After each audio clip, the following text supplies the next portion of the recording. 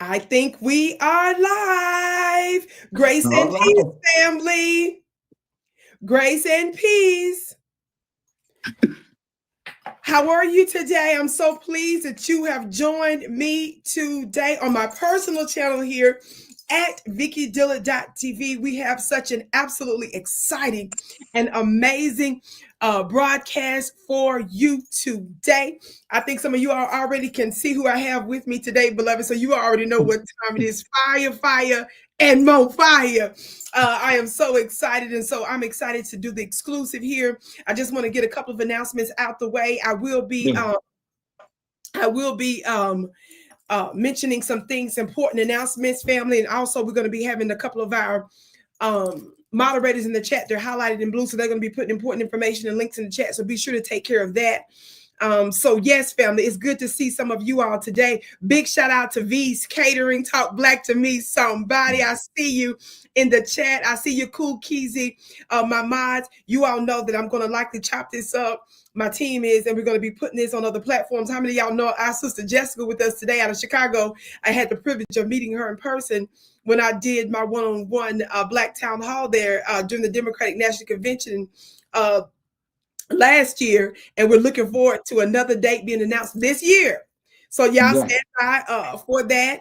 Of course, we did not miss by making an emphasis on Chicago. We see what's happening now, not only because of the fact that I see them as a national and international hub. What's going on there is something that the entire world, beloved, is actually paying attention to.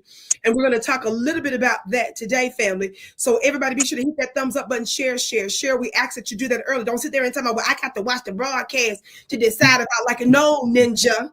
Modern media, when you engage early, they help to generate notifications. That's why we ask that you do that. You understand? I'm going to get right to the point because we're at war. So we don't have time for all of these unnecessary niceties and to placate for people that take too long, watch this, to come to the right conclusion. Now, let me say to you early on, I will be doing some announcements. I always give my guests majority of the time. But when I make announcements, you will enjoy the announcements. And you won't say nothing crazy about the announcements because this is whose show? Somebody put it in the chat whose show this is. Somebody please for me, put whose show it is. Now, do you sponsor the show? Do you send thousands and thousands of dollars on a regular basis to make sure that Vicki's livelihood and that she's able to take care of her team and her staff and all her bills and stop? That's how this goes. You're welcome. Yes, I got to be strong real hard early because I have to just shut down little demonic, diabolical, contrary spirits and stuff. So please that you are with us today, family. So family, I want you all to really stay tapped in. We got a bunch of yummy stuff coming in. I'm going to be making some announcements throughout this broadcast, so y'all be sure to share. I want to say this really quick because somebody was saying the other day, which is why I always make this announcement. You can watch me live from time to time and watch my national and international commentary on African Diaspora News Channel. I do a lot of commentary there. I've got a lot of other colleagues from around the world, so you just got to really sift through the commentary, but I do most days of the week, probably 4 or 5 days a week. You can see some of my commentary, family. So either live or one of my other broadcasts. Yeah, so that's where you can see a lot more. Somebody was saying, well, I don't see Vicki as much. I told you I'm not going to abandon my personal channel here, but we're going to utilize this interview and chop it up in other places. But you can see me on a regular basis on African Diaspora News Channel. We have an app there. So that means you can download the app. Family on all the major places, and we're also on YouTube, and then they also have other affiliate channels and networks as well. Yes, that's our power. We don't just use one platform and one way of media. I've got my book coming out. I've got a luxury magazine coming out. I've got a meditation album coming out. So my media is meant to be more than just one way. Talk Black to Me, somebody. Let me hit my gavel on that. Yes. So without further ado, family, everybody help me put your hands together for the one and only, the great Sister Jessica Jackson out of Chicago. We're so pleased. I bow to you, my dear sister. How are you, Miss Jessica?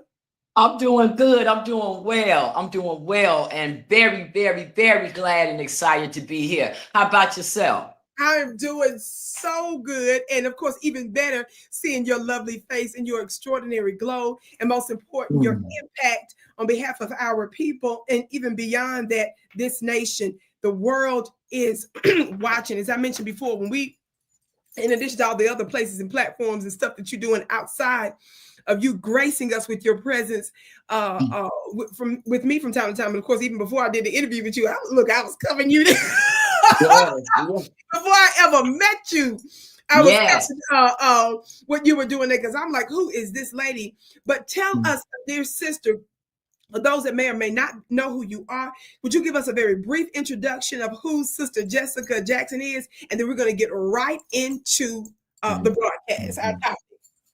Yeah, well, my name is Jessica Jackson, and I'm born and raised on the south side of Chicago. And I've been here. I went to California for a number of years to live out there, and I came back here to deal with my mother's probate estate. And that's what led me to City Hall, because of what was going on with the Democratic Party and the lack of support that you got here from the Democratic Party as a citizen, and particularly as a Black person here, and especially in light of what was happening with illegal immigration surges and the overall aggressiveness of gentrification and how it's affecting our housing, our real estate, our generational wealth and ownership. So that's what led me to City Hall, and that's what developed into the clips that people would see going viral. But we're going to talk a little more about that today as we continue this interview. But that's who I am. That's how you came to know me, and that's how I praise God I came to know you. Oh, indeed, indeed. Donna, your gift is blessed 1,000-fold. Family, again, important information is going to be in the chat about some of my products and services. You want to make sure that you engage in that. Family, when you listen and you hear about how Donald Trump came to power, when you hear about how the Bidens come to power, when you all are looking at some of the folks that dominate Washington, D.C., where Donald Trump is doing a domestic war that is aimed at foundational Black Americans, no matter what you say, because I was right. Y'all be out there saying stuff that don't make no sense. I've been fighting for foundational Black American issues before some of you all were. And so when I bring up something to you and you say things like, Vicki ain't with us. What you mean ain't with us? You just found out about this yesterday. You 6 months in, bruh. Sis, I've been on this. And I put us as priority. I'm emphasizing this because we're in serious times now, and I need you all to tune in real, real good and make sure that you're supporting voices that actually care about not just online talking points and getting ratings for one thing or another. I'm here for effective change for you, that you might receive tangibles. Now, Sister Jessica, you say, I'm saying everything I do and say is for a reason. So if it ain't for you, just skip that part. Pamela, I see your cash app. Your gift is blessed 1,000-fold. So family, if that part's not for you, you just skip it. But y'all know I'm prophetic, right? So just hush, puppy. I know what I'm doing. The White House, baby, former secretary didn't have me blocked for no reason. CNN and MSNBC and celebrities don't reach out because they mad at me. Former View folks don't block me after I tear her tail up for nothing. So I got this, okay? So the part that don't apply to you, you just skip it. Yes? There's a lot going on that we can't talk about right now. But our sister is going to be giving us some inside information and some breaking news. This is not about being messy, family, but we're looking to be real clear about the goings on. You know why? Y'all see these two Black women on the screen? The world know our names. So you want to back us and you want to understand very clearly what's going on, so that we're telling, so that you're getting the truth and we know how to move based on that truth. Yes?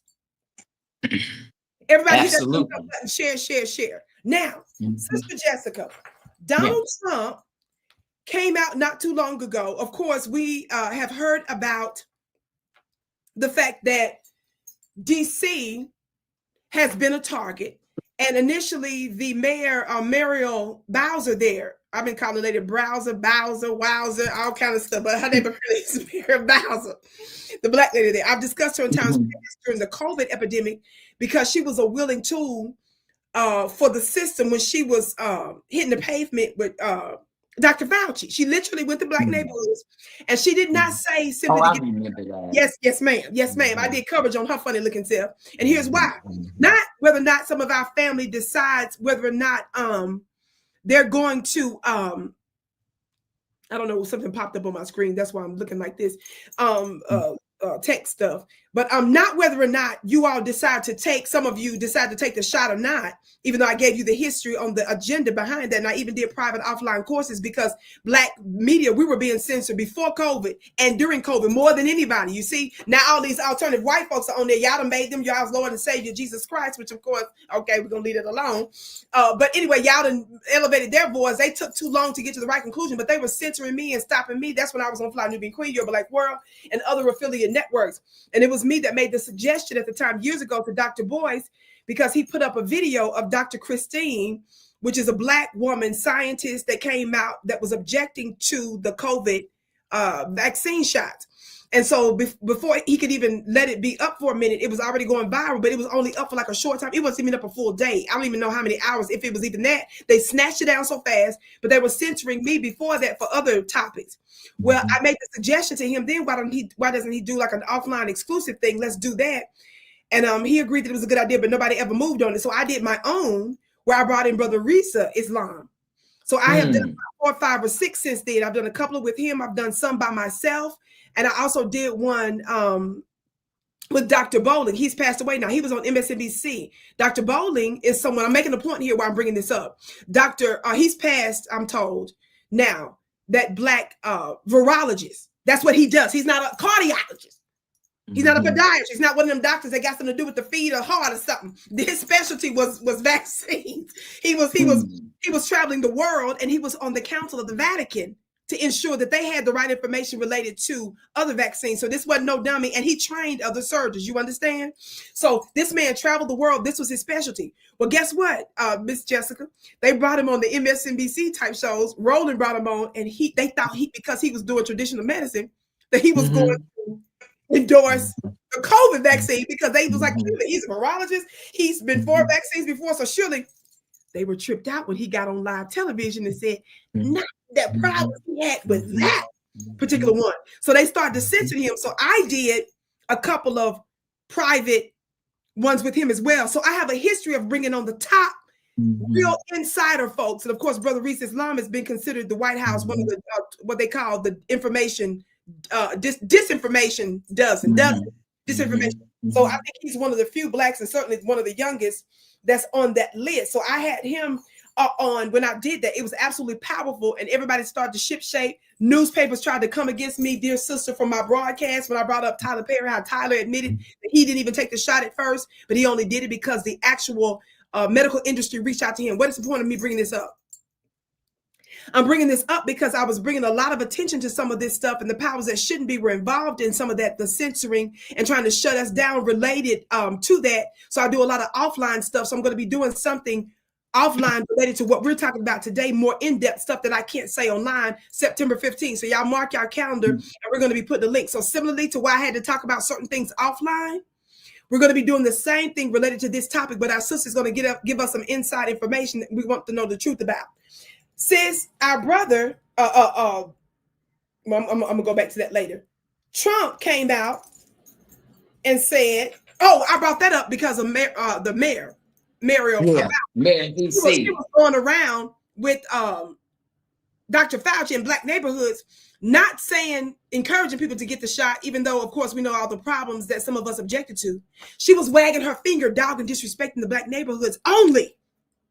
About telling them to get down there. She was talking crazy. So I did a broadcast and exposed her with video footage of her and Dr. Fauci going in the hood. They were giving money, resources to Black folks, but they don't give us money, resources for nothing else to get stuff done. Babysitting and everything type stuff.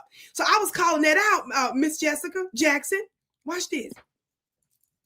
So when I found out what they was doing in DC, and I knew that we agreed that we were against illegal immigration. We were against them giving tools and resources to illegal folks over Black folks. So while you stepping to step criminals, you in our face telling us what you're not going to do for us. So we all were down and about that life of ICE crackdowns. Yes, Miss Hasina's gift is blessed 1,000-fold. She's one of my long-term supporters. Your very gracious gift is blessed 1,000-fold. So sis, that's why I objected to the mayor then, because she was talking enough. She wasn't going to Asian neighborhoods. She wasn't going to Middle Eastern neighborhoods. She wasn't talking to me about that. And she was bringing Dr. Fauci, just spitting in our face, basically trying to make us feel like we were stupid. I want you to get ready to jump in after I play this. With that being said, She's been a tool for white supremacy in the system.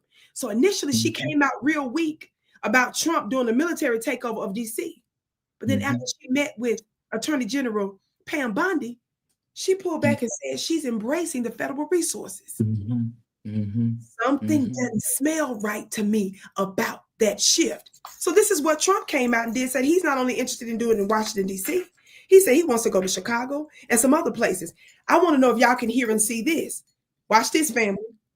Now, we work very well with the police because we naturally get along with the police. So the police and us work really well together, whether the mayor is opposed or whether, I mean, you have a really rotten mayor there too. He's got a 6% approval rating in Chicago. And I see black women wearing a red MAGA hat last night on television. Please let the president come in. My son was attacked. You have a force of black women. Black women, they're like only Trump. Now you see how he keep emphasizing only black women, red hats. Sister Jessica, talk to us about that, however you want to take this. Well, look, Vicki, I think you set the stage for this perfectly, okay? Yes, ma'am.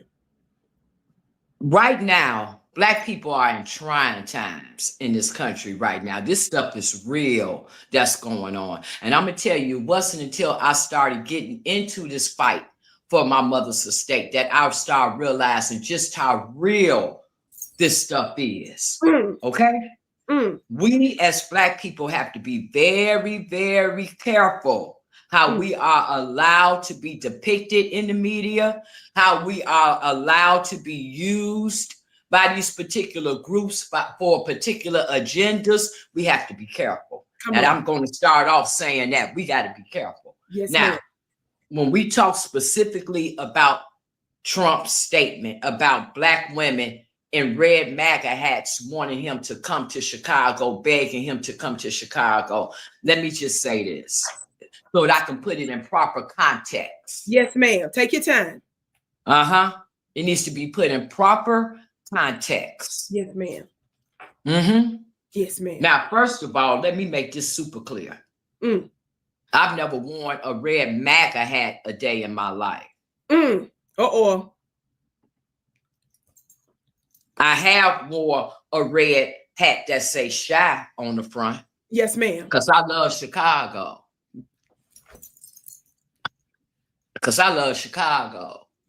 Born and raised on the South Side. And I love that. I'm telling you straight out, I love that I'm from the South Side of Chicago. Yes. Okay. So that's what my cap said. Shy. Okay.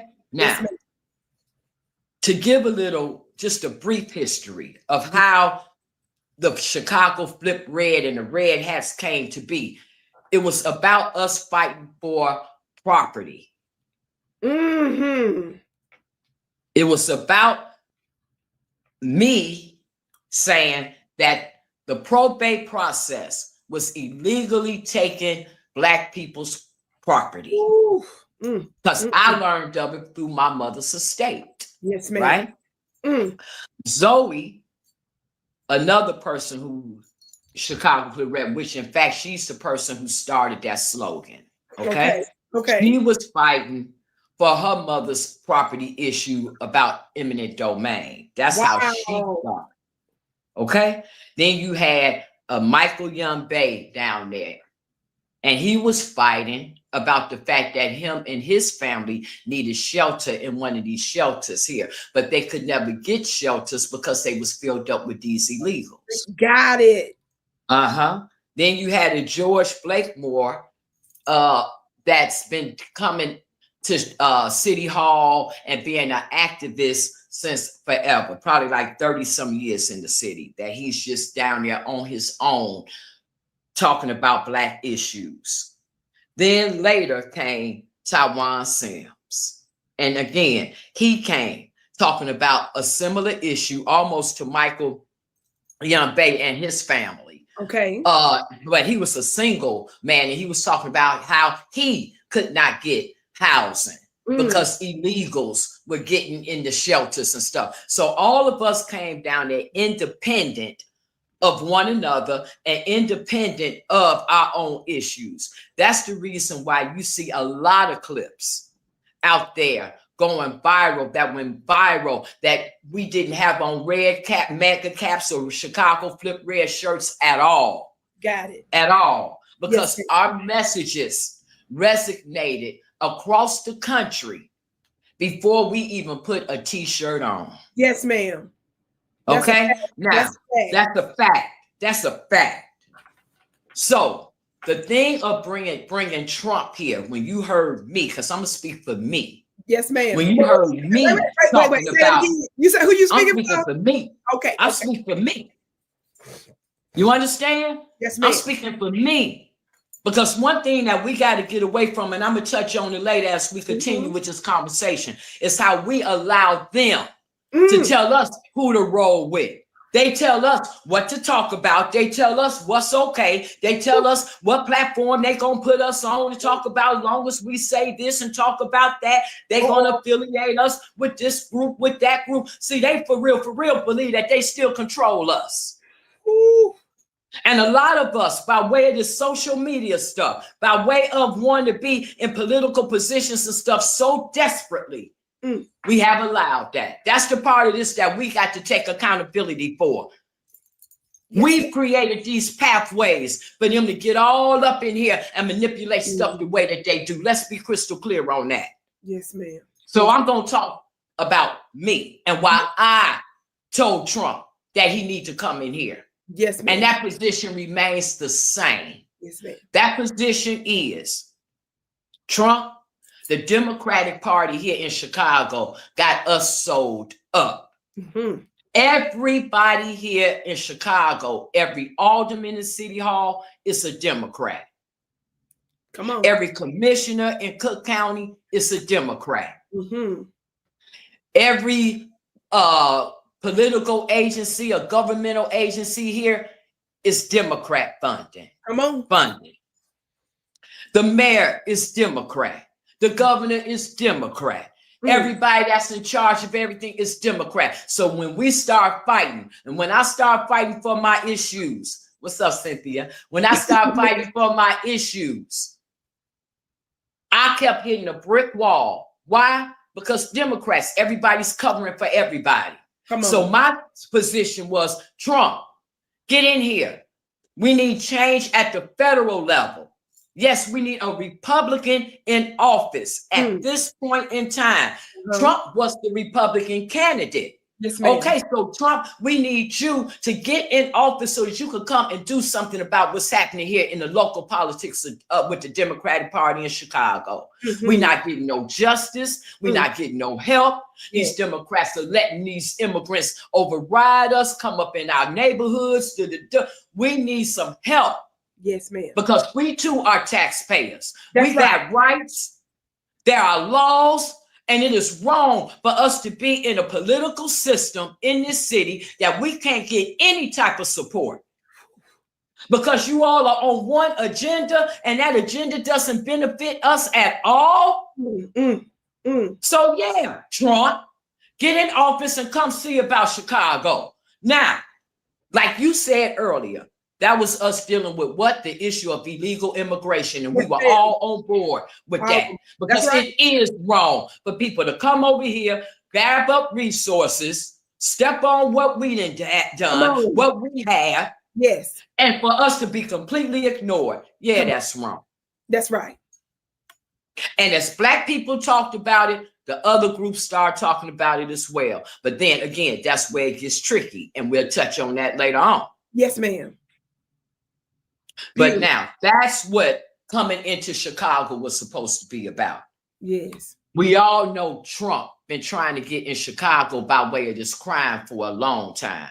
Yes, ma'am. But before we start jumping all on him, on Trump, for upholding his campaign promise. Right. His campaign promise was that he was going to come into these blue cities and he was going to deal with illegal immigration. Thanks. Now, the heat came because what these Democratic mayors like Brandon Johnson, like Karen Bass, like Washington, D.C., Philadelphia, all those Democratic cities start blocking them. Come on. Start blocking the Trump administration by way of blocking ICE. Yes. Yes. That is unfair to the American citizens Yes. who voted in large numbers in the popular vote that we wanted Trump in office, having full knowledge of what his platform was. Right. The Electoral College gave a landslide of vote and support to Donald Trump. Facts. Everybody knowing he was going to do what? Mass deportation. So Yep. for him to get in office in a fair election, Come on. and then Democratic mayors, Democratic governors block him for coming in to do what it is that the citizens say that they want. The Democrats are wrong for that. Yes, He's ma'am. not wrong for exercising his power. Come on. Who wouldn't do it? Who wouldn't do it? Come on down. What power do you have that you wouldn't exercise if it was necessary? What power do I have that I wouldn't exercise if it's necessary? I need the president of the United States to come and get these illegals out of this community. Yes, ma'am.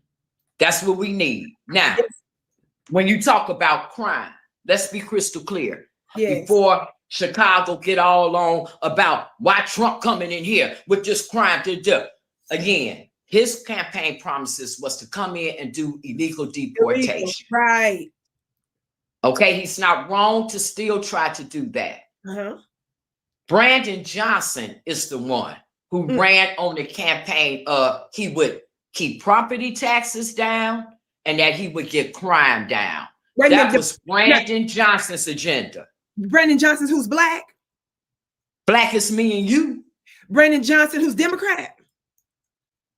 Democrat, yes, ma'am. Brandon Johnson, who's former part of the black public school system there, but they ain't doing nothing to help the black educators today. That Brandon Johnson. Okay, yes, ma'am. Yes, that Brandon. You know, the one that got this little, I don't know what this is. Mohawk. Is it the Mohawk? I don't know. But I do know this. I take issue, for real. I take issue with someone who's leading the city, who's expected to be taken seriously, good and grown, walking around with this. Come on. What is even that about? Come on, stop. But yes, that Brandon Johnson, it was his campaign promises that promised to get crime down. It was his campaign promises that he said he wouldn't increase property taxes. And from where I'm standing and what the city of Chicago is standing, he's been an epic failure in both. Epic. So should we all just sit here and don't do nothing, but just let him keep playing this fake black card, this fake black concern, this fake righteous concern, this fake facade to sell it? It's fake. Yes, ma'am. It's fake.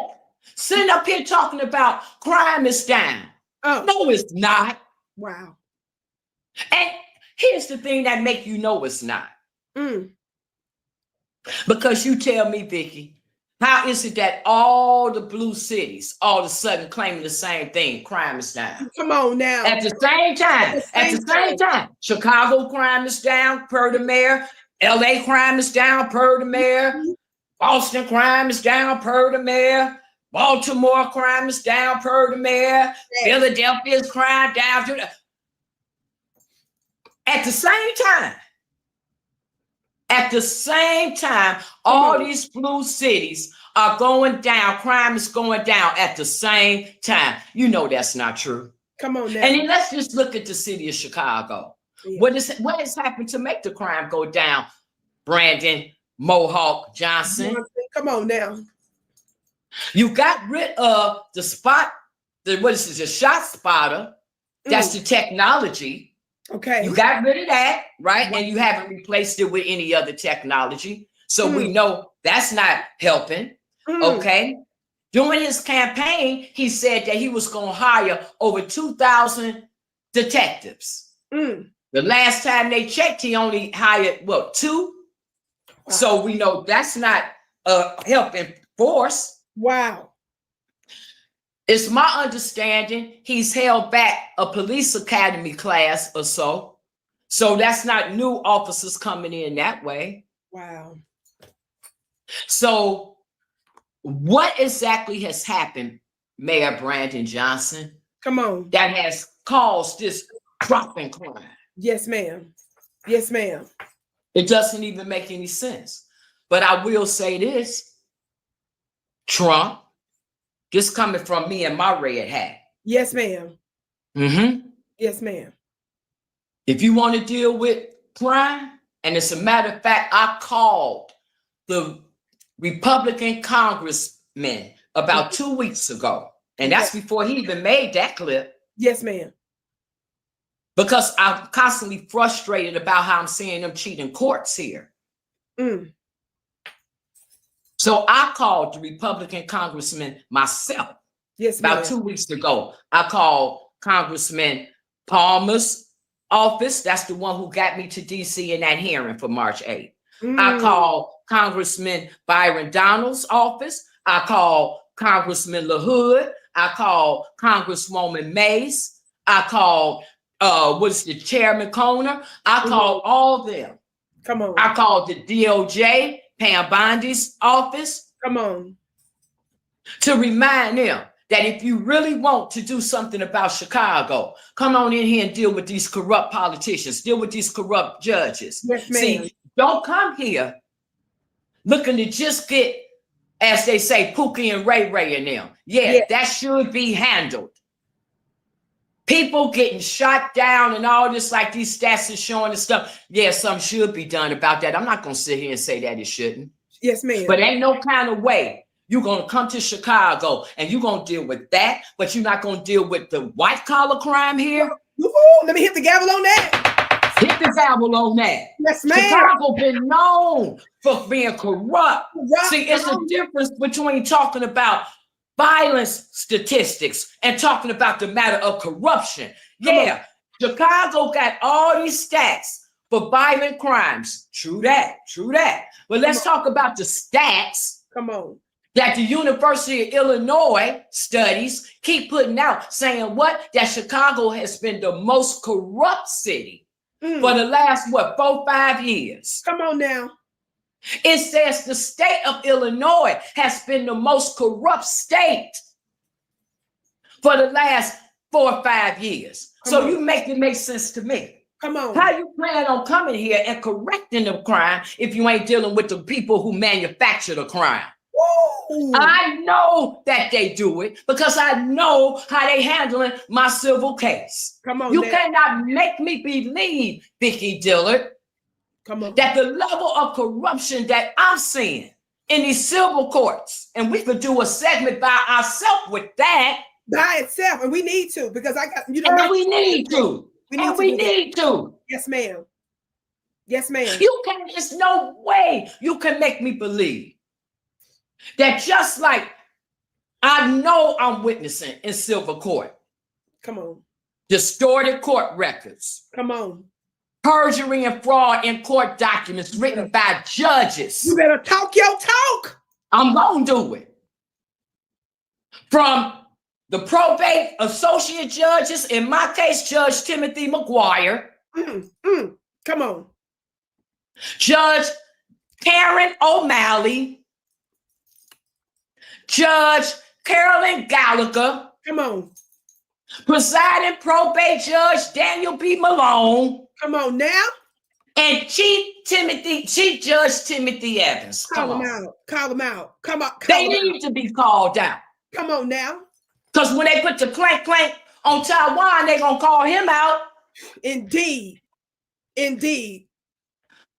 Come get them. If you really want to stop the crime in Chicago, I tell you where to find them. After you finish leaving, getting Pookie and Ray Ray from where they are. Okay, whatever. Come on. All right. Come on. Then you go and you get what they say, the brown illegals. Come on. Come on. For sure. For sure. Get them. Get them. For sure. Come on now. Nah. Let's show. Like I named him. Yes. I named Trump the Yes. people's president. Okay. And the reason why I named him that It's because I feel that I know doggone well Donald Trump is not bothered by illegal immigrants. They're not living in his neighborhood. They're not taking his children jobs. And plus, he hired them for his businesses. It's all I know. Yeah. I know that, right? But I like the fact that even though those problems, that issue does not directly hurt him, and he's able to function however he want to function, he quote unquote, we're gonna say, care enough to deal with it for the average American. He knows that the average American don't want it. The average American don't want to be bothered with it. Yeah. So looking out for the average American, he's putting his foot down about illegal immigration. Yes, that's why I refer to him as the people's president. But I'm saying, make that be true, Donald Trump. Come get these hood Negroes. Okay. All right. Then you get the brown illegals, like you said. Okay. Then after you finish that, come right over here to the Circuit Court Daily Center building. Come on now. In them courtrooms, I can tell you. Somebody put the gap. I got the documentation to prove everything that I'm saying with their names on it, their signatures on it, to show all the fraud and perjury and fraudulent acts that they engage in to steal people's real estate. That's a fact. It's a fact. Yes, ma'am. So come on, I'll take you right up in there. Get that white collar crime. Yeah. Then we can go across the street where the public administrators are. Go get them. I got the documentation to get them. Yeah. Then we can leave out of there, come across the street. Come on. Go up in City Hall. Get all them. Come on. Get all them. Come on. Because as public officials, they sat right there, month after month, day after day, week after week, at this point, year after year, hearing us say that they stealing property. Here's the documentation. I didn't even have meetings with some of these aldermen where they just saw, and Cook County commissioners, they saw the false documents. They've seen them. And you think they came for them public administrators? You think they came for them judges? Not at all. Not at all. Not at all. And they've been, some of them was black as you and me. Some of them was white too. Yeah. Some of them was white too. Yes, ma'am. Yes, ma'am. I say, go get them. Go get them. Then after you leave out of City Hall, all you got to do, because it's just a clock that separate the city from the county in that building. So we can go right on over to the other side of the clock. Come on. Come on now. Go up to the 5th floor. Come on. Come on. That's where we can find all the Cook County commissioners. This is good. Tony Preckwinkle, Inspector General, all them. They right there. Come on. Guess what, Trump? I got the documentation for that too. Come on now. Come on. Trump, if you really want to stop the crime in Chicago, stop the crime. But you got to get it by way of the corruption. Yes, ma'am. Yes, ma'am. Yes, ma'am. Yes, ma'am. So that's where I'm at with it. Come on, Trump. Come on. If you really want, because Chicago needs to be straightened out. Yes, ma'am. And if we got to keep on with these same old black politicians that won't do anything except for tell us about all that they can't do. Right. While I'm sitting here with my own 2 eyes, sitting in those meetings day after day, week after week, month after month, year after year, hearing these black aldermen, black commissioners supporting every single thing. Come on now. Come that on. Every other group wants. Come on now. I mean, everything that one Silverstein, alderwoman, she just one Jewish person, and she get everything she wants. Wow. Wow. Everything she wants. Now you see the Hispanics. Come on. They get everything they want. Everything. Everything. It's a couple of Asians in there. They get everything. Everything. Everything. And we ain't going. Yeah, it's a given that the white folks get what they want. Exactly. That's a given. Do we even need to say that? Facts. That's a fact. That's But a fact. That's a fact. I have never seen none of those black aldermen stand up and start some type of ordinance or some type of policy or some type of legislation. Yes. That would be for us. For us. Yes. And then have the privilege Come on. of seeing all these other aldermen get up and say, we support it. We support that. Come on now. We're going to vote for that today. Come on. We're going to support you, Alderman Mitchell. We're going to support you, Alderman Harris. Come on. We're going to support you, Alderman Yancey. We're going to support you, Alderman Talaferro. We're going to support you, Alderwoman Miss. We're going to support you, Alderwoman Stephanie Coleman. We're going to support you, Alderwoman Monique Scott. We're going to support you, Alderman Bill, Anthony Bill. Where they at? Come on.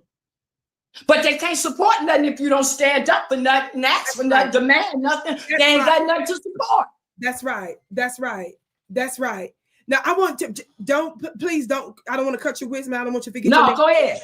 I want to insert this parenthetically. This is why it's important. I don't know if you see his book in the basket here or that. If not, it's in the on the shelf. I want y'all to understand. It may be in the basket. You see it there. I need y'all to understand something. When I say about keeping up with me in my commentary, and then you come in at the last minute, and then you see Sister Jessica, and then you jump to some silly conclusion because Trump talking about black women in Chicago, they have the red hats, and you automatically assume and conflate everything. Let me tell you something. That's a problem, and you're being politically lazy when you don't keep up with what I'm talking about, what she's talking about on a consistent basis. See, the civil stuff folks don't want to get into because it's easy for us to deal with just a quick little flash. It doesn't require much thinking, and thinking is new for some people. Thinking people don't like to do that sometimes. It's laborious. It's too much, and they want a simple solution to something, and they just want to put it into somebody else's responsibility to do that kind of thing, keep it simple, and all this other kind of stuff. And at the same time, you want to know why black folks are in the same condition after literally, thank you, hundreds of years. This is a part of the reason. Now, when I dealt with an unjust criminal situation, it was after I was being targeted for multiple civil issues, multiple things related to fraud that had to do with not just people related, just miscellaneous in the real estate, mortgage, and all the professional folks, because I was not the professional in any of that. It had to do with me calling out judges, county officials, state officials, local officials, Wall Street entities. These are high-level folks that were responsible, y'all listen to me, for engineering the Wall Street crisis. You were, and black folks at that time lost more, quote unquote, wealth in real estate than any other group because they engineered it before you were ever even involved, ninja. And then they prosecuted one or two lower folks on the low end that was finding out about what was going on, snitching, telling, looking into stuff, investigating, filing grievances, filing lawsuits, doing different things. And then you make an assumption based on a headline that they wrote. And Sister Jessica, Vicki says that I got the emails showing that certain Wall Street entities and law firms were emailing the feds, and we got the emails, not chit chat, not gossip and slander online, to say they was pressing them to come get me. And they sloppily redacted some of that information. They didn't mean for that to even be in the cache of discovery that I got. And to this day, I'm still denied all the other discovery that the judge was formally requested in a brief to give and to turn over to me before trial. Now, that has to do with tangible civil court, family. The real power is when they take your home and your land. That's the stuff y'all don't want to talk about. So when you stuff they don't want to talk about. You don't want. She said that's how she got her start. That's how I got my start. I was dealing with local news, and the local newspapers labeled one of the headlines, "Show me the note." That was the issue that I had. And watch this. It was fraud that was being committed, not just by individuals related to who I was directly working with, who I trusted with paperwork and trusted with my Social Security, trusted with my FICO score, trusted with all the details. But it had to do with government officials, Wall Street officials. And some of you all are too ignorant to understand how some of this work. A lot of us didn't even know how it was working. And so when we started saying, no, this doesn't make sense, or this doesn't make sense, or we showed this to the judge, they were all involved, which is why they tried to shut it down. You mentioned, even when Trump was talking about the courts, you mentioned certain legal entities just now, right? Yes. You mentioned certain individuals. How many of you all know who Neil Gorsuch is? How many of y'all know who's Neil Gorsuch, family? Let me show you the picture. Who's this man? How do we know who he is? How many, who is this, y'all? Somebody tell me in the chat. Miss Sister Jessica, I want you to get ready to make your next point in just a minute. No, go ahead. He's on the Supreme Court, right? Or he was on the Supreme Court. He was in the Federal Circuit Court in Colorado, and he was one of the ones that dealt with one of my civil cases. Let me tell you, little ninjas, something that think you know something.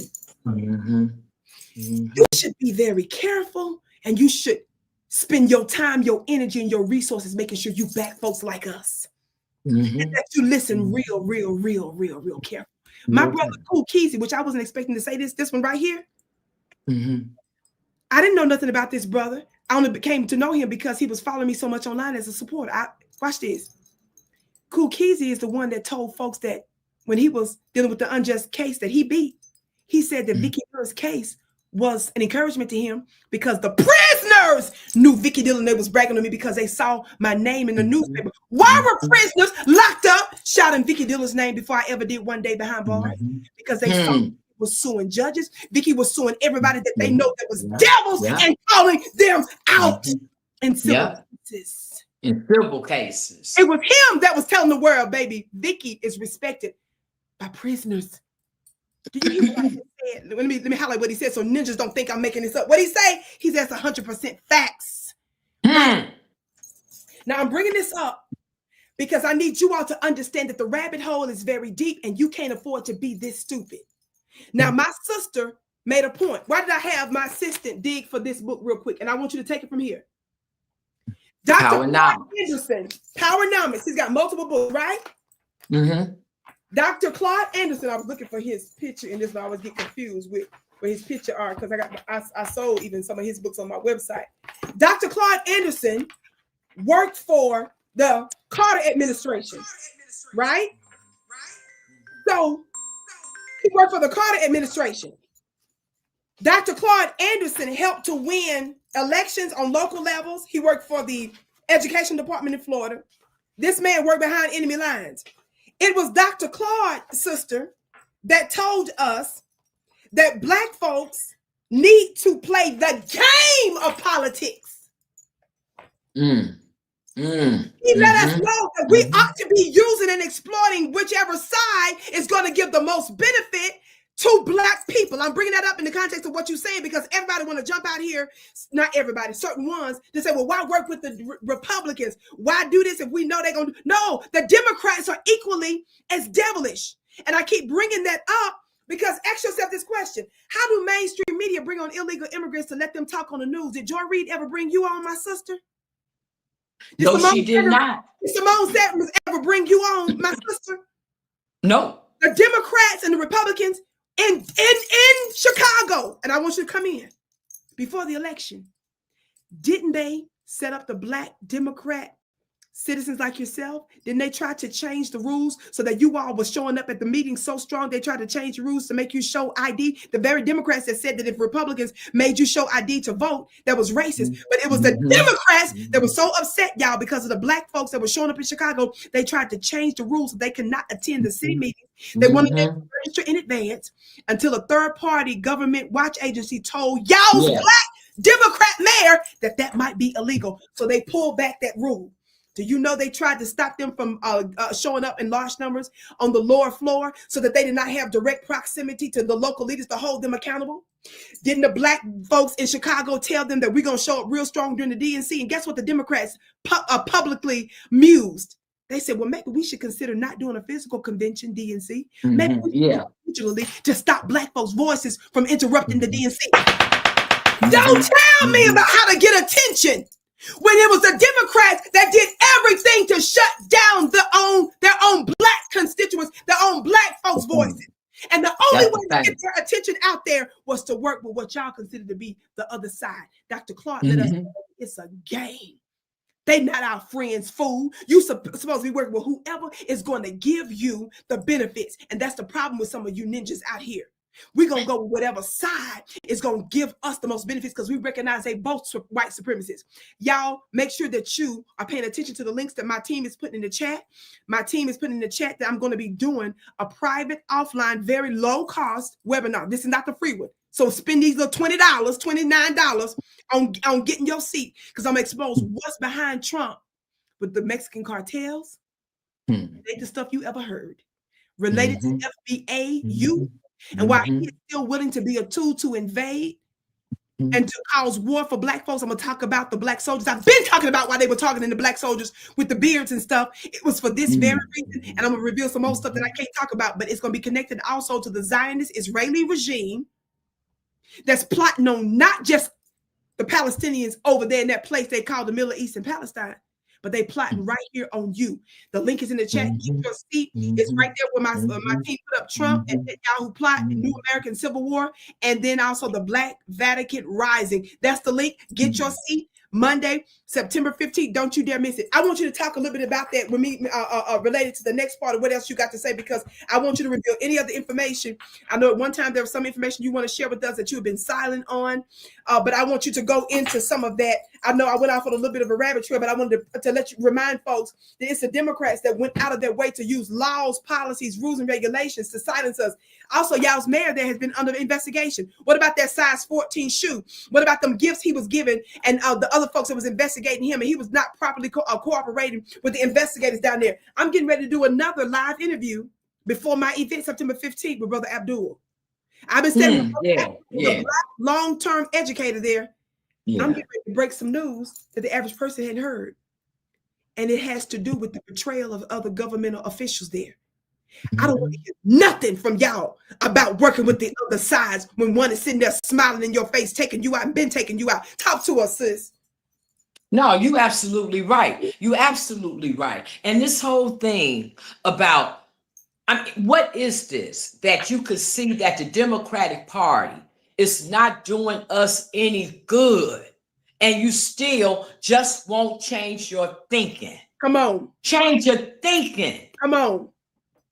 The Republican Party, no one is sitting here going, rah, rah, rah, Republican, Republican. But that's not what this is about. That's right. And y'all know it. Y'all know it. They know it. And you know it. Most of them know it. Most of them know it. They know it. But the fear of changing their mind overtakes you. It just overtakes you. Yeah. And then you meet that same, what we want to say, pushback and fearful spirit, but you see it on the other side. I'm seeing it on the other side when dealing with the Republican Party. This is where I've been stuck with the Republican Party. As long as, let's even with the clips that they would put on the news. Come on. As long as I'm talking about the illegal immigration. Come on. That viral, that's going viral. That's going viral. But that's going viral. But notice how the parts of me talking about them stealing our property that never seemed to make the mainstream. It never seemed to make that. Okay? I have been offered and appeared on news outlets. Y'all listen. And as long as I talked about illegal immigration, they blowing me up. Blowing me up. Talk to us, sis. Blowing me up. Talk to us. Blowing me up.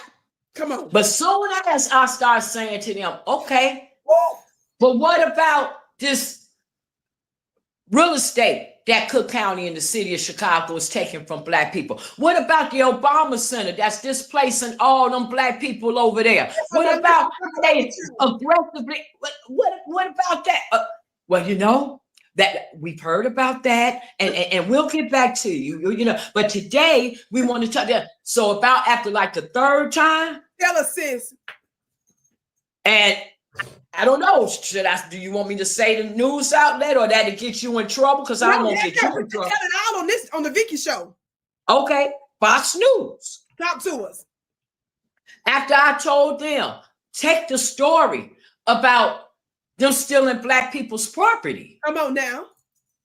They would not take that. So on like the third time, it was the third or fourth time that they called me to come on the show and talk about illegal immigration, whatever. I told them no. If they're not willing to take the story about them stealing our property, then I'm not coming back on there. Because who else would that implicate if you talk about property, my sister? You understand? Because see, now I'm talking about people they know. I'm talking about people that they eat lunch with, that they go golfing with. Slow down, because I need my audience to understand. See, this is what the rabbit holes some people don't want to go down. That's where they don't want to go down. Say it again. Why don't they want to talk about it? Because it may affect people they may, what you say? Because there's people they know. Oh, okay. You think none of them aldermen in there didn't know these judges? Ooh. You think none of them aldermen knew these public administrators? Come on now. One of the aldermen told me when I was looking for Kwame Raoul, the Illinois State Attorney General, he told me that was his neighbor. I said, okay, then find him and tell him that he got to handle this case. I knocked on his door, but no one is there. I left a message. I'm looking for. Can't nobody find him? Ain't nobody find him. Can't nobody find Kwame Raoul, the Illinois Attorney General. So this is the problem. When you start talking on this level, don't nobody want to deal with these people that they know. Right. These people that they do business with.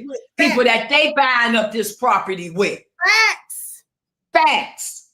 And then when you come over here to Negroes. This has to do with the money, y'all. This has to do with money. And they keeping you just on the one issue, just as slow and small and on the low level and one dimensional, and you missing the freaking forest for the doggone trees.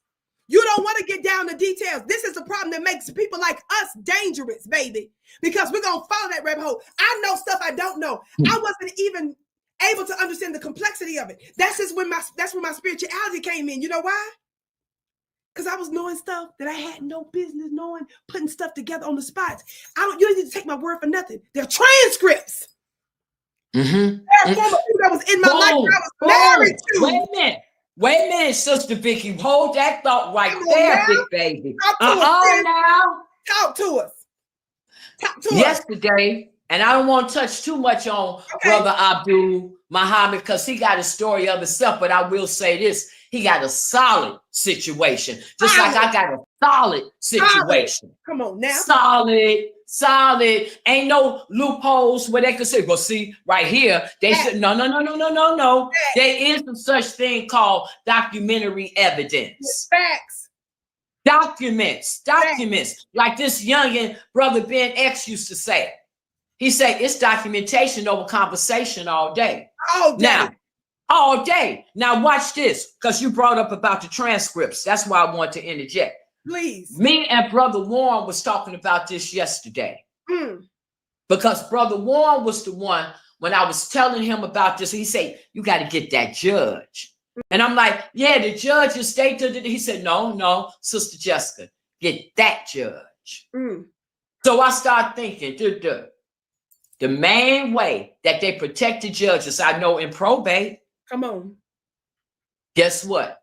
There are no stenographers. Come on. There are no audio recordings. Come on. Therefore, what? There are no transcripts. Come on. Wow. There are no transcripts. Wow. There's no official record of what was being said in these proceedings. Who said it? So now they can steal your property with completely distorted court records, completely distorted court orders. Come on. Because you, without that official transcript, you have nothing to counter that judge with.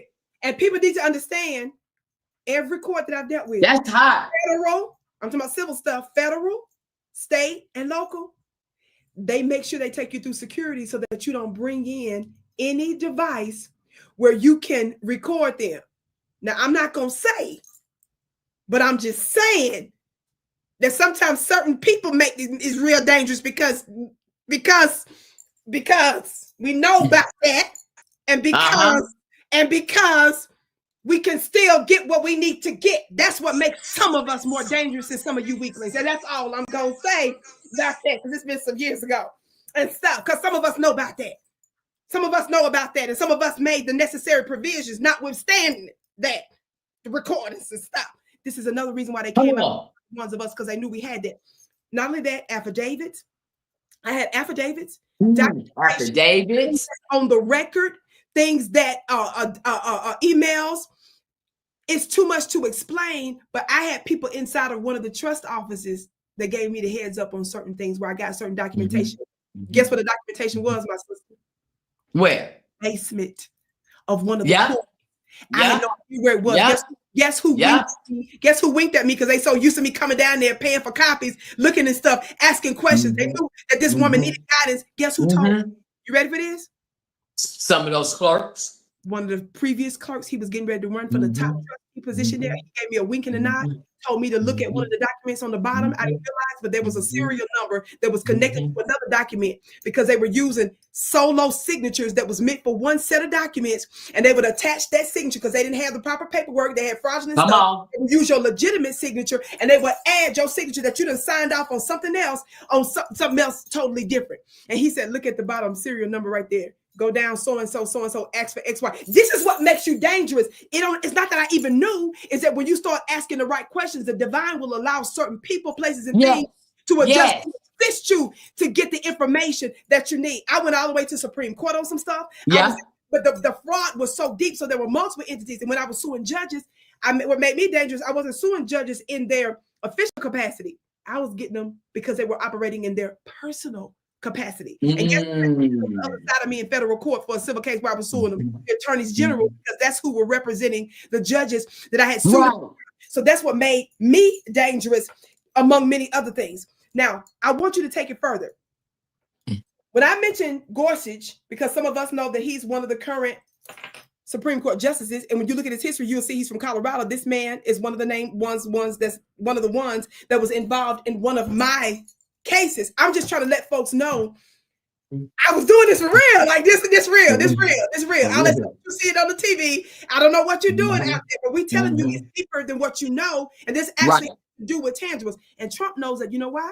Because Trump is in real estate, and Trump understands the eminent domain stuff. Trump knows Trump was willing to be the top actor to draw everybody's attention off on just the one issue, whereas we were using the issue to draw attention, to stop the most immediate threat in the draining of some of our resources so that we could get to the bigger check and so that we could get to other issues. This is politics. This ain't about being buddy-buddy, and we don't make any apology. It's politics. This is a system, and whoever gives us the most benefits and whoever elevates our voice. All of you that talk about working with the other side, did the Democrats ever bring you in to DC to speak, sister? The Democrats? Yes, no. The Democrats. No.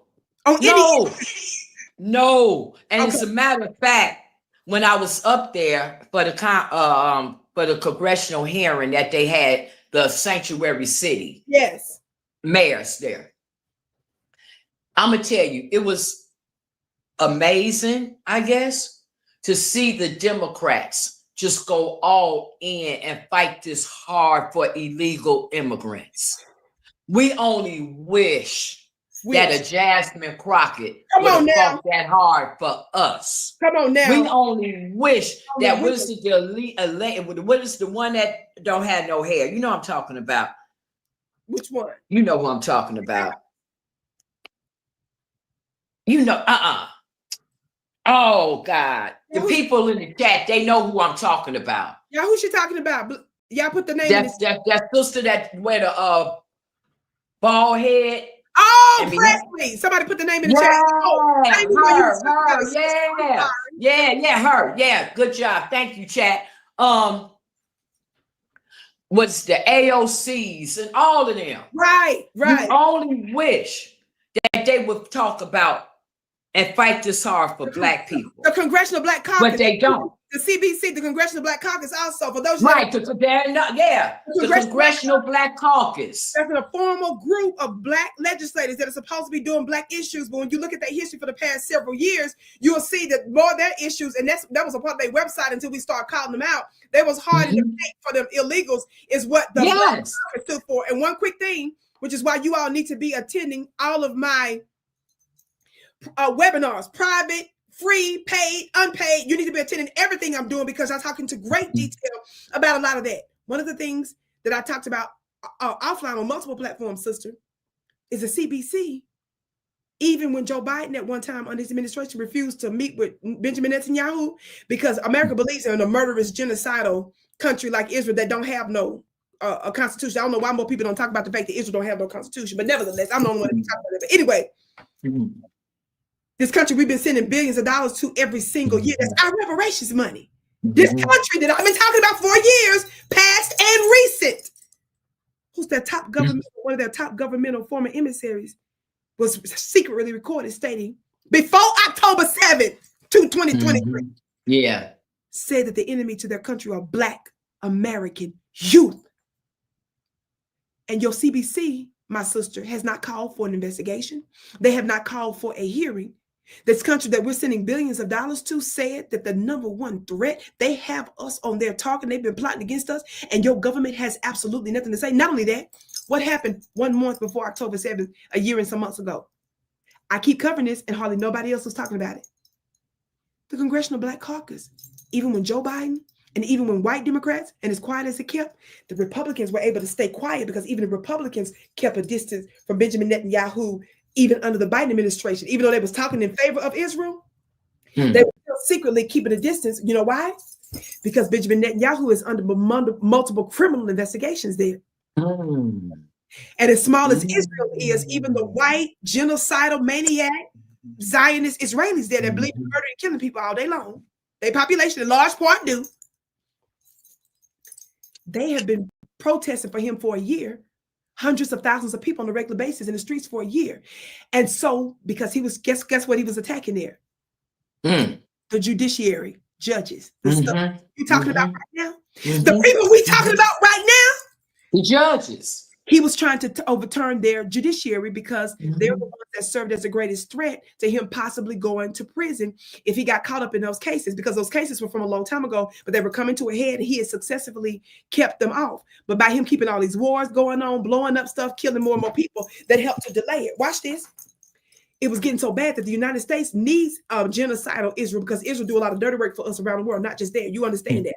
They create weapons and software. If y'all didn't attend my COVID offline, see, this is why you got to attend my stuff offline, because I tell you about a lab that existed before the virus hit. And where y'all be excited when the white folks talk like they're the only ones that, oh, they came up with something, and we've been on this. But nevertheless, my sister, because they still needed Israel intact to keep doing all the dirty work that they do for America, they was trying to press Netanyahu to step down, sacrifice yourself, bro, so we could keep the whole murderous operation going. Refusing to step down. You understand?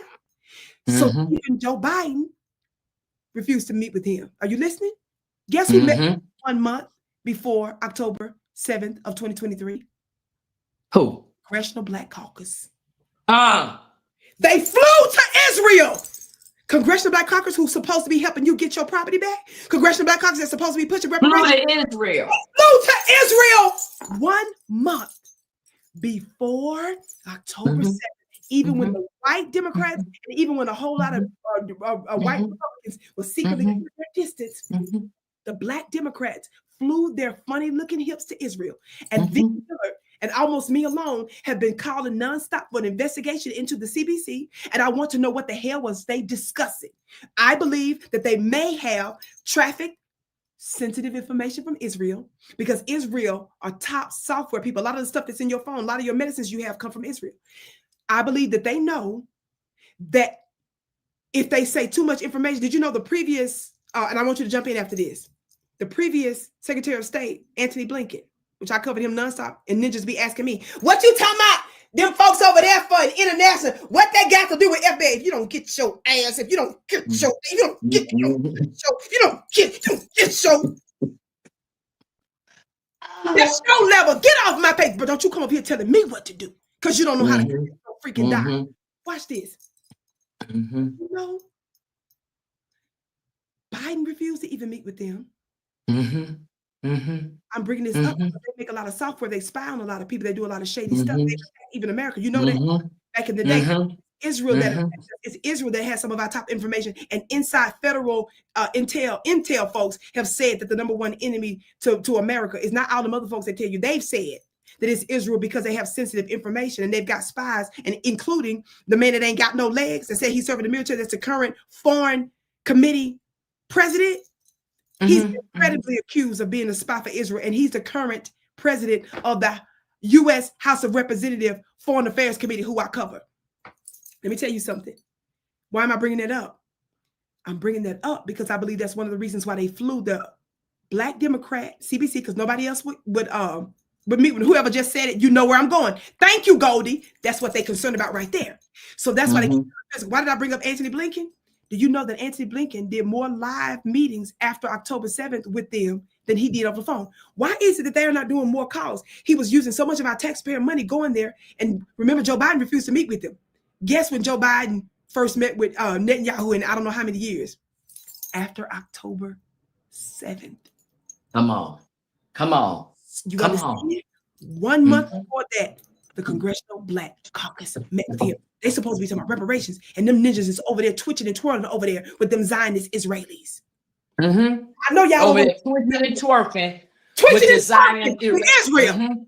With Israel, and sitting here completely ignoring what's going on. That's my point. That's what my point is. That's why Dr. King, remember people hated him when he started talking about Vietnam. Dr. King was still pushing for cutting the check before they killed him, right? He was not dogging Black Americans and saying no. He doubled down on the tangibles. And what did he do? He connected that our resources was being drained where? For them wars. He started to connect dots that was so deep that the people that said, stay off of that. And see, this is how they tripped us up for a long time, Vicki. Growing up, what did they always tell us? It's two things you don't talk about: religion and politics. That's what they drilled that in our head. It's two things you don't talk about: religion and politics. That's a fact. That's a fact. And we moved that way for a long time. Yeah. And because of that, we did not engage in intelligent political conversations like what we're trying to have now. And because of that, it allowed all type of things to be going on with us politically, where we had absolutely no idea about. We wasn't talking to each other about it. And the same play was made with religion. Exactly. Because we weren't talking about religion, because you end up arguing. Because after all, we're so scared of healthy debate and healthy dialogue because we've been trained that we better agree with master, because if we don't, we're going to get whipped. So we don't even think to debate, to engage in healthy conversation, healthy debate. What does it mean to have a different frame of mind, a difference of opinion, a respected position? No. Come on. You got to think this way according to what they say. And it messed us up in religion. Come on. And it messed us up politically. Money. And then listen, you started this related to your mama's property. You was fighting for tangibles. And this is where I'm confused, is where's all the folks at when you sit here talking about this is how they were snatching tangibles? What really gives us power, what gives us really, I ain't never gonna apologize for saying money. I ain't never gonna apologize for showing me the results. I'm gonna be about that. And guess what? I'm gonna use my spirituality for that. My sister, I want you to quickly talk about real quick. Tell us about why Trump is talking about, in your opinion, your belief, why Trump is using Black people. And is there a difference between maybe you and your activism and how you're moving related to issues with Black Americans and maybe perhaps other folks? And is he conflating it? Is there some other agenda? Or are there people and energies out there that's trying to use us for their own agenda exclusively to our detriment, while at the same time they're still planning on targeting us for certain things like the invasion of certain Black cities and conclaves so that they can militarize us in the long run? Talk to us about that. Well, you already know it is. Look,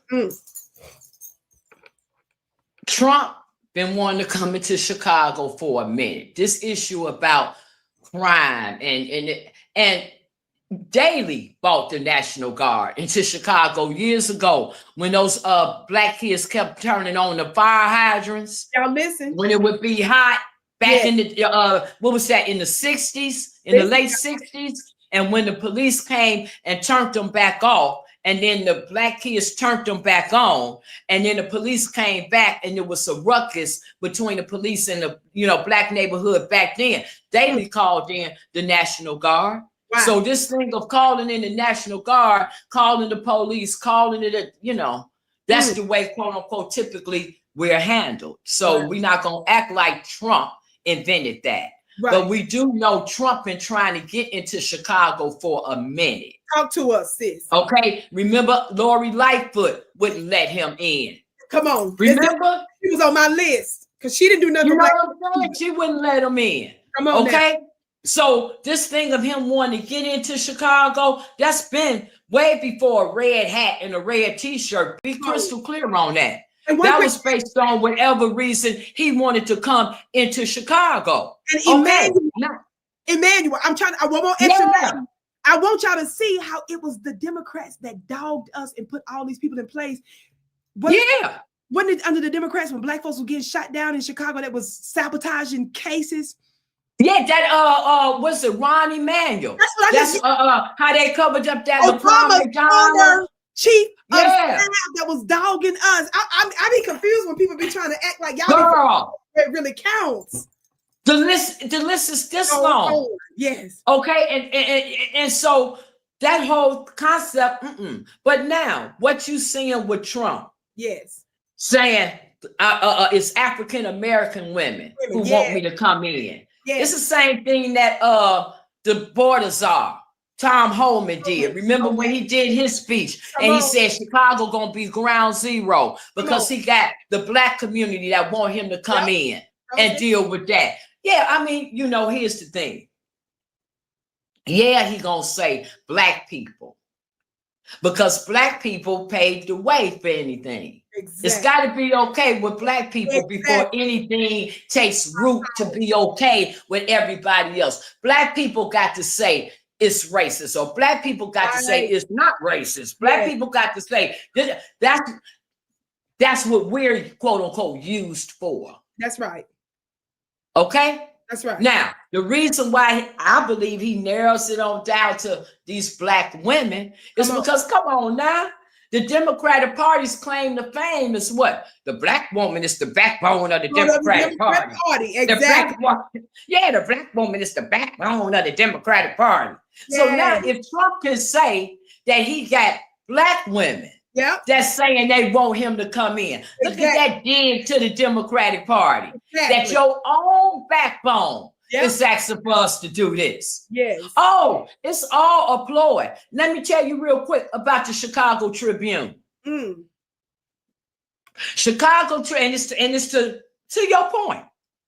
Yesterday, an Asian journalist named Alice Yin texted me and asked me if I would agree to doing an interview.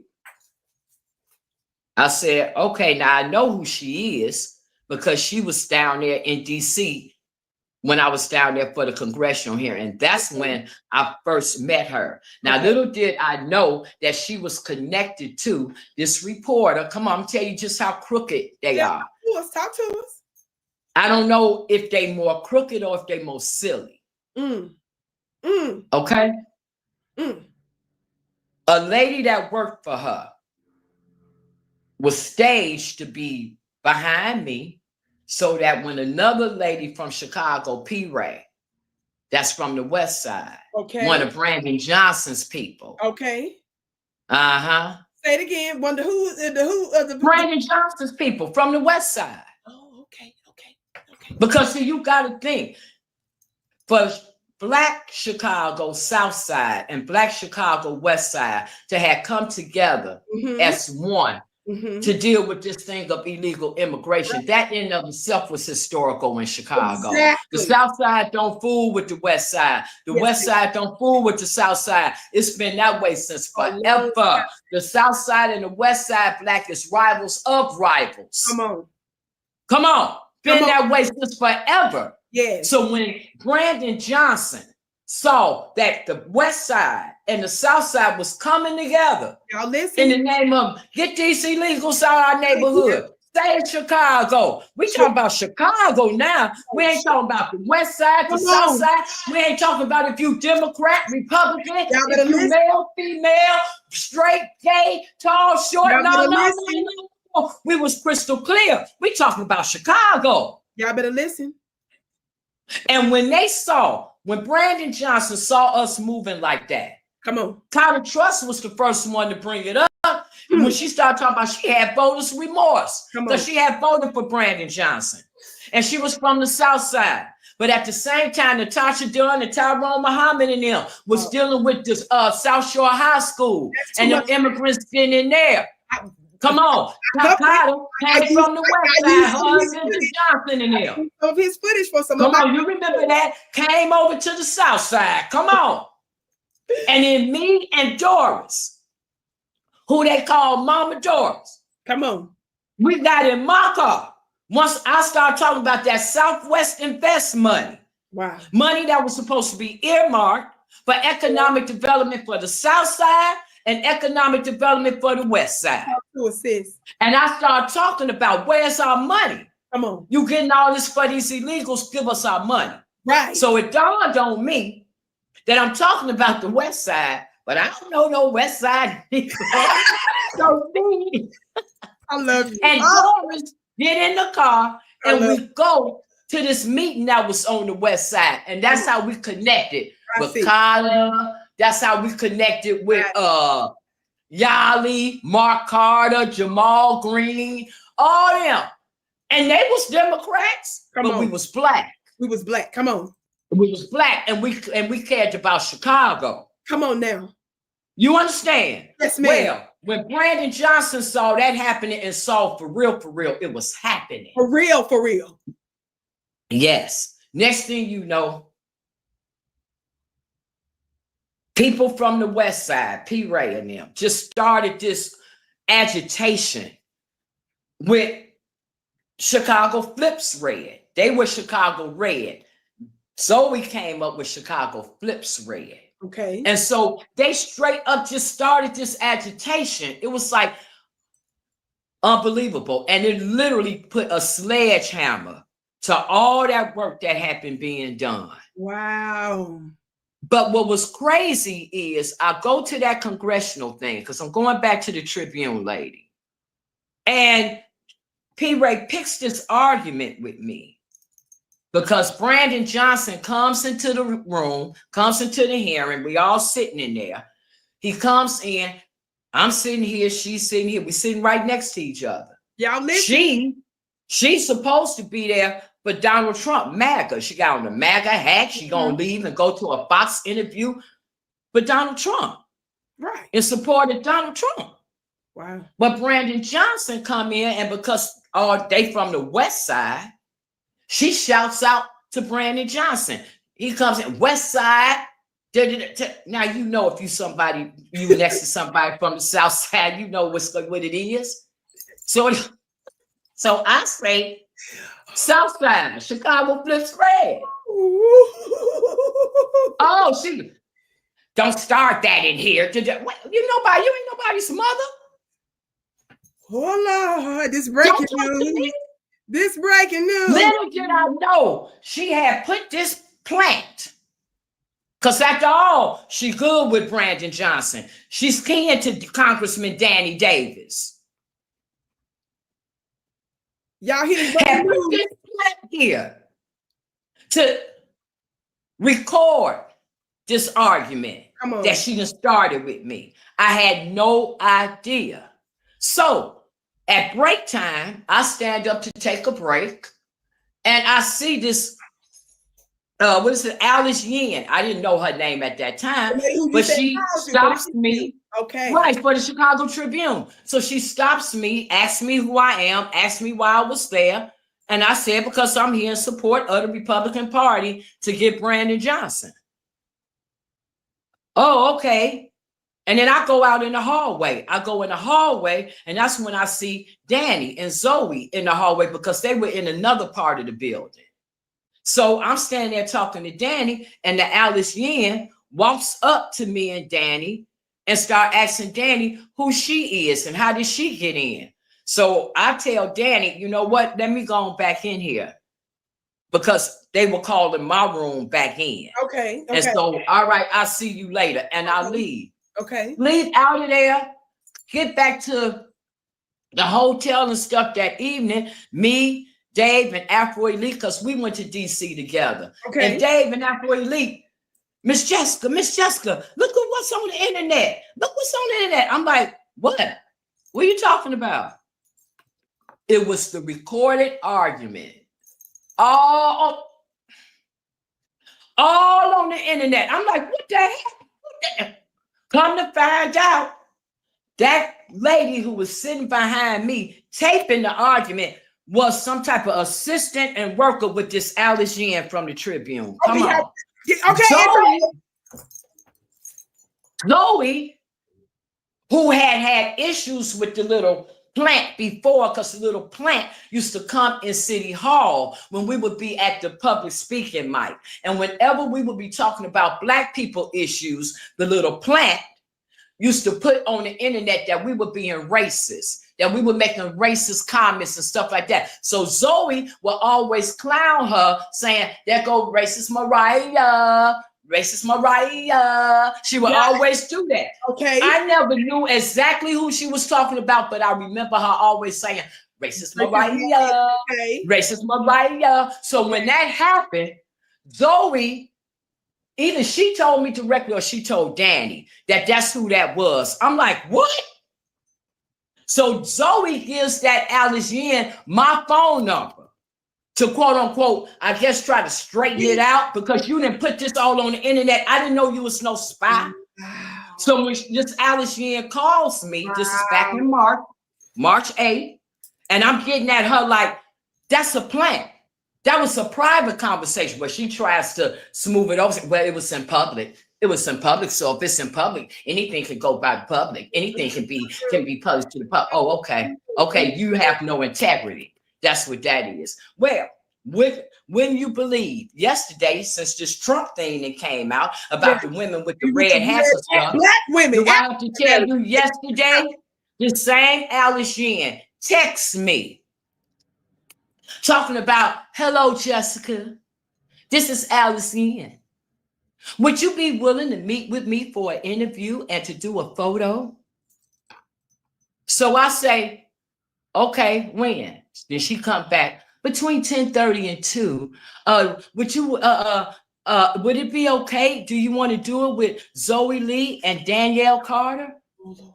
So then I say, no, she said, or are you still affiliated with them or no? So I said, that's an organization. I'm not a part of the organization. You can have an interview with me and you can do a photo with me. And that's fine. Okay, well, where do you want to meet? We can talk at noon. And where do you want to meet? I text her. We can meet at 1 o'clock over at this restaurant in Hyde Park. Okay, good. Few minutes later, maybe 30 minutes later, maybe she texts me back and tell me her and her photographer got a schedule clause. It wasn't a conflict. It was a conflict. Come on. Oh, okay. It was a conflict. It was a scheduling conflict. Yeah, that's a and a scheduling conflict. Yeah. And that she could talk to me after 3. About the schedules, yeah. Why she do that? Yeah, after 3, the interview, whatever. So I say, yeah, okay. But I told you, I still want an original by myself. Yeah. No photo with the group. I'm not a part of that. I want to interview by myself. Come on. But if you want to talk about it at 3, we can. I think I'm going to hold off on the 3 o'clock. Wow. But thank you. I said, okay, because I told you the terms upon which I would be willing. to interview. Yes, Do ma'am. I have to tell you this morning? My attorney who's Wait a helping minute, me in which this morning? matter. Which morning? This morning.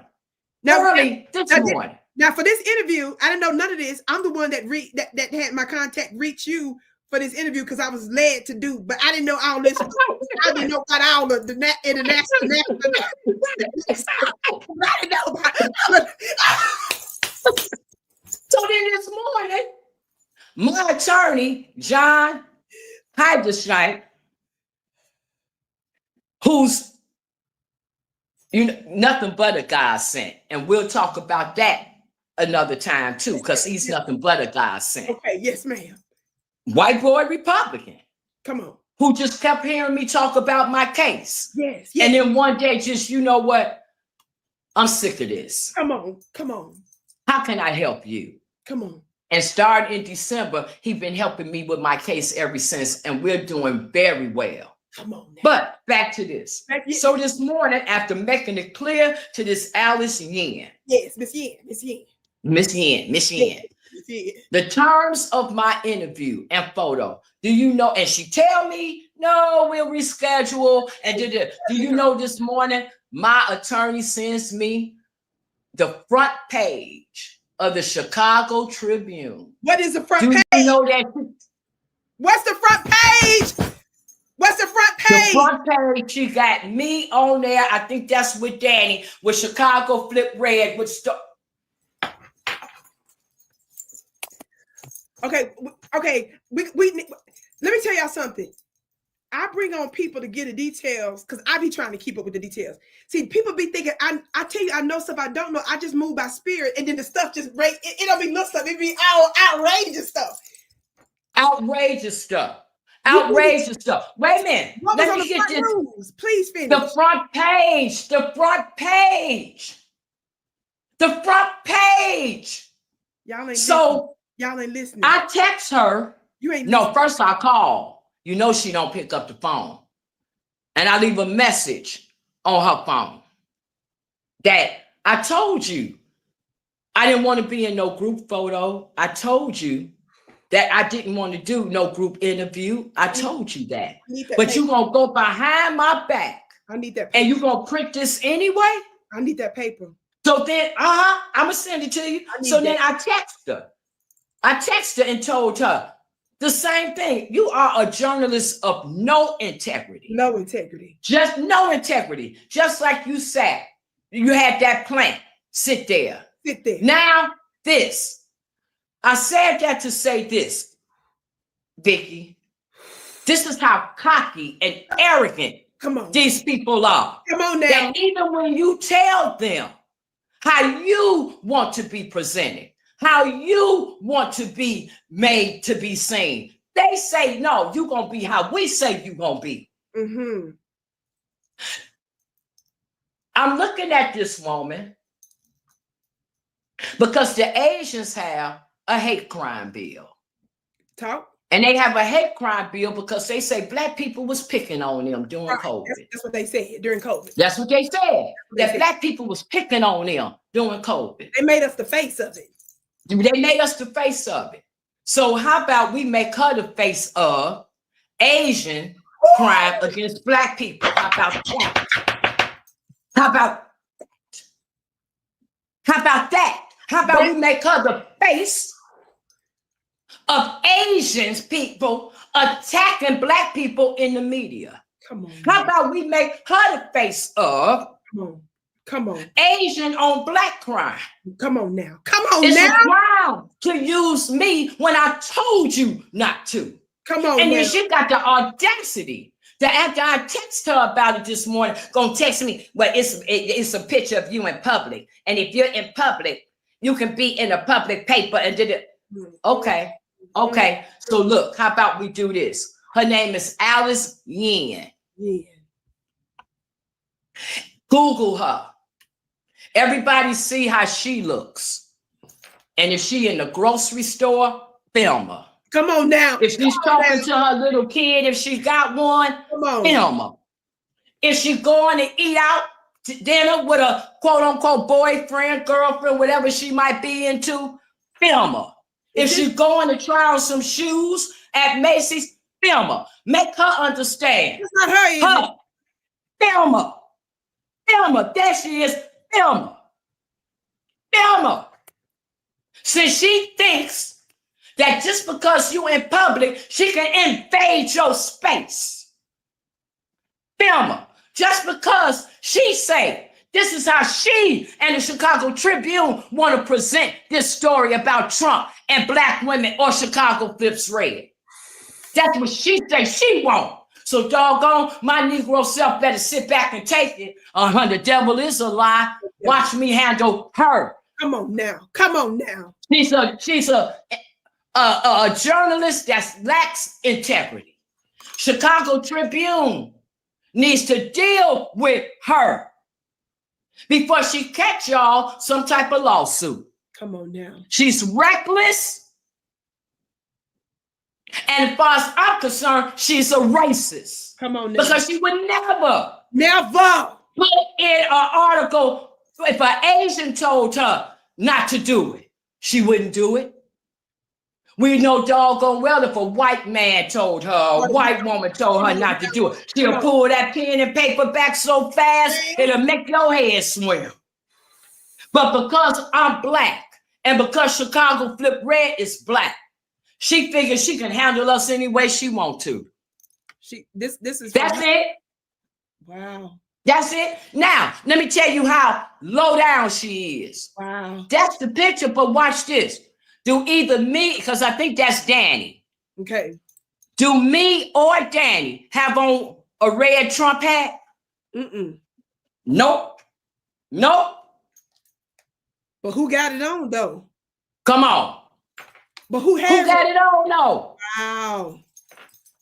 So I wanted to get that out there. Yeah, I wanted to get that out there. How they use us. I could have told this same Asian woman, take this story about how they stealing our property. Come on. I bet you she wouldn't have bogarted her way to print that. Exactly. Wow. I could have told that same woman, let's talk about the stats of incarceration. Come on now. I bet she wouldn't have broke to print that. Let's talk about how these Asian gangs are notorious. Come on now, notorious. They're notorious. Wow. I bet you she ain't gonna break the neck to print that. Come on, sis. Wow. This is how little regard that society has for black people. This is why, even when it comes to the Republican. So when they talk about us going for the other side, they don't even know what they're talking about. Exactly. What has put me in a different place with the Republicans, which is why I wanted to be in an interview on my own to talk about it, like you afforded me the pleasure to do it today. And I appreciate you. Thank you so much. Our privilege. Thank you. Thank you. Our privilege. It's because I wanted to make it clear that my experience with the Republican Party, I'm going to be honest with you, it has been very disappointing. Yes, ma'am. As long as you're talking about illegal immigrants and this and that, they're public, they'll talk to you about that, they'll meet with you about that, but they just like the Democrats. As soon as you start talking about black issues, the Republicans, they want to hit you with we all Americans and we all patriots and we all Americans. That's the way they want to handle us. That's right. Or they want to hit us with the Christianity aspect, that we all Christians and every last one of them. Come on. Every last one of them. But then when you start talking about our issues, here it go to the back burner. Here it go to the back burner. Here it go. Well, we're not here to talk about that. I met with this one Republican group, this dude, Rob Cruz, right? And the only purpose he served, again, was to put a sledgehammer to the group. Yes. I kept telling them over and over and over again. Yes. as much as we glorify the 60s and the civil rights movement and all those groups, please be mindful that every last one of them groups got infiltrated. Exactly. Every last one of them. One of them. Every last one of them got infiltrated. Yes. These people be out to stop the progress that we make, and they do it several ways. Infiltrating our groups, or they burn down towns. They make these bad mortgage programs. They do mass incarceration. They do a lot of things to stunt our growth. But we have to step out of that lane of, I know. Yeah, that's what they do. That's what they do. And start calling them on these people. Start filing cases on these people. Fight litigation against these people. Come on. Do it to the Democrats and do it to the Republicans. Come on now. Do it to the federal government that uses us as a pawn for everything they do, from the Civil War on down. The North against the South in that fight was not about them loving us. That's a fact. It was about them saving their economy. Exactly. This illegals and non-illegals ain't about us. Indeed. This is they jump. Because immigration, be it legal or illegal, has been a weapon used against Black America ever since emancipation. That's a fact. That's a fact. That's a now, fact. the fact that Biden opened up the border and just let droves of illegals over here, that's a different talk show. That took this craziness to another level. But the issue of immigration and the effect of it on the Black community in terms of affecting us economically has been the play for a long time. America has a group of people called Black Americans. Yeah. Yes, ma'am. That they straight up really don't know what to do with. Come on. Come on. Ever since we got quote unquote emancipated. Come on. What we gonna do with them? Come on now. What we gonna do with them? Come on. That's a fact. They can't send us back. Come on. They can't send us back. Because America ain't gonna make no money without Black people. Come on. Come on. We got now we can sit here if we want to and think that it's just about labor. Come on. Girl, please. America put money, Black people put money in America's pocket way more than labor.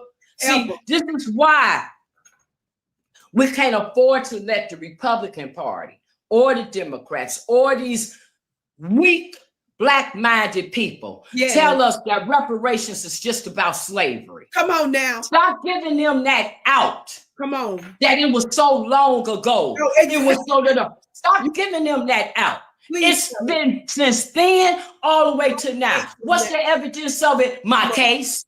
Come on. Well, that's happening to me right now. Not in 1800. Come on. Not in 1723. That's in 2025. They are stealing from Black people systematically right now. And to sit up here and get them to pat out that this is just about slavery. Come on. We doing that to ourselves because we don't want to admit what we're dealing with today. Today, we're being oppressed. Today, these things are systematic. And I'm not going to be so Republican-minded like some of these Black Republicans that you see, that in order for them to feel like they could be a part of the Republican Party, you got to act like systematic racism don't exist. Come on, sis. I'm not going. I'm not doing that. I'm not going to be your mouthpiece. You're not going to use me just to keep talking about illegal immigration when illegal immigration is one of many. Many. Let me hit the other problems we got. What about our schools? Put them hammers down for our sisters. Many. And you think you just going to get us stuck in it when half the people that's telling you to do it, they immigrants. They immigrants. That's a fact. That's a fact. They immigrants. And now they don't want to talk against their own communities. Yeah. So then they go get you. Yeah. For you to talk about it. That's right. So they can stay safe. With their people. Yes. And then use you. That's right. To be the one to say, it ain't right. Illegals, this ain't right. Donald Trump, come in here. And yeah, come in here. But come in here to take care of the business of the citizens of Chicago. And that's the black ones, the white ones, the Asian ones, the Hindu ones, the da-da-da-da. Come in, don't stop in one spot. Yes. Everybody want to say, Trump, you a racist? Everybody want to call you a racist? Yeah. Now, personally, I don't believe he is, because I grew up knowing Trump. And I'm saying out of my mouth, black people was not running around calling him no racist. No, we weren't. No, we weren't. Because we've seen him do with the black community. And that's the reason why, after he ran the second time, they started this thing about calling him a racist. Because Donald Trump is the only presidential candidate that black people ever knew anything about. We didn't know nothing about Clinton. We ain't know nothing about Reagan. Yeah. We ain't know nothing about Carter and Nixon and Bush and all them. We ain't know nothing about them people. But we knew who Donald Trump was by way of him being in rap songs, by way of us seeing him back in the day come down the Soul Train line, by him putting Jennifer Hudson's family in Trump Towers when her family got shot up. Remember when he stood by Mike Tyson, when he was with Michael Jackson coming in and out of court? These are things that he did. Yes, he did. Yes, he did. Yes, he did. Yeah. All of us grew up watching The Apprentice and was coming to school the next day. You're fired. You know, come on. So he was a familiar candidate to black people. Yeah.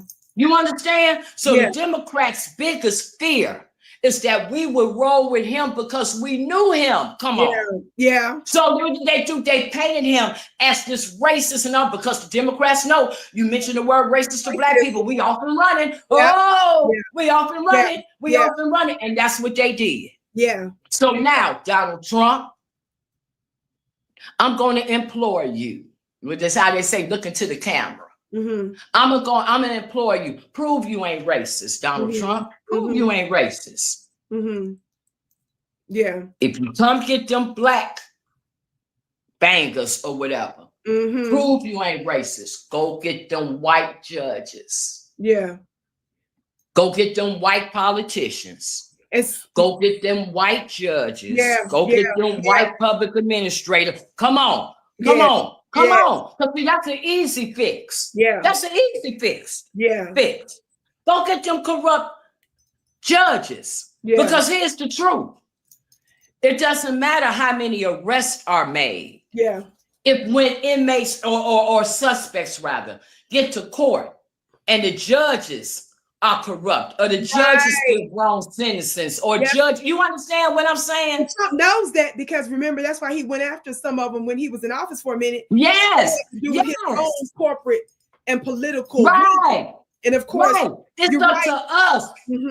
Look, Vicki, it's up to us to not let him, quote unquote, just play us for a mug shot on a t-shirt. Exactly. That's up to us. If he has said that he knows that these courts are corrupt, because of what he claims he went through with the court. Exactly. Then why would we not hold his feet to the fire? Right.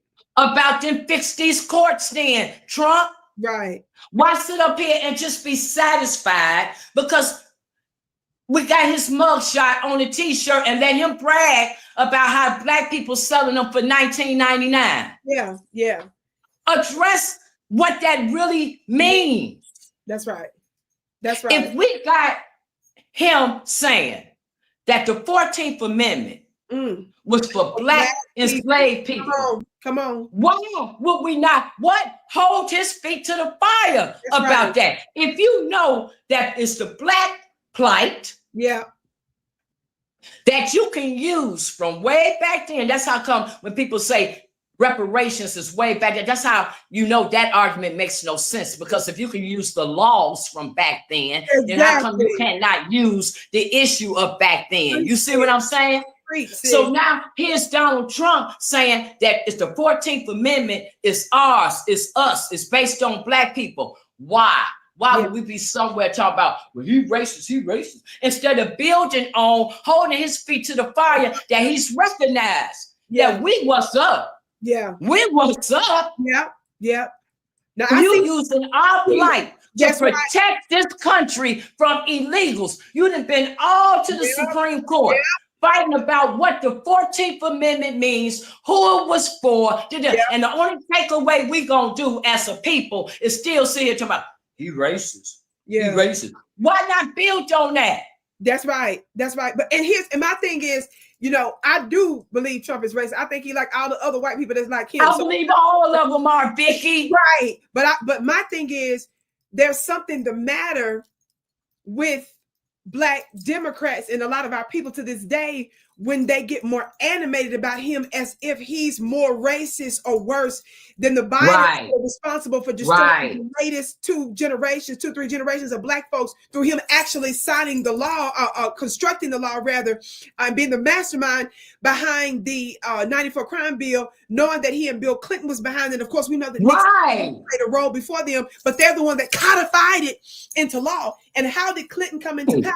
Clinton decided that he was going to be even more racist than the Republicans when he got in there. So he fooled you. Went on Arsenio Hall, said that he smoked playing the saxophone, and saying that he didn't inhale, and that resonated with a certain group of Black folks because we said he's a nice racist. He nice with it, and so we went for that. So I see them all the same, and either one of them is going to use us. But that's the thing. We can't say, but we're trading Trump saying he's the worst of the worst for the other. We're saying don't go for him so we can still go for the other races. When we look at the bottom line for us is we're not getting anything. And to me, what makes the Democrats worse is we've been giving them our vote for the past 50, 60 almost years.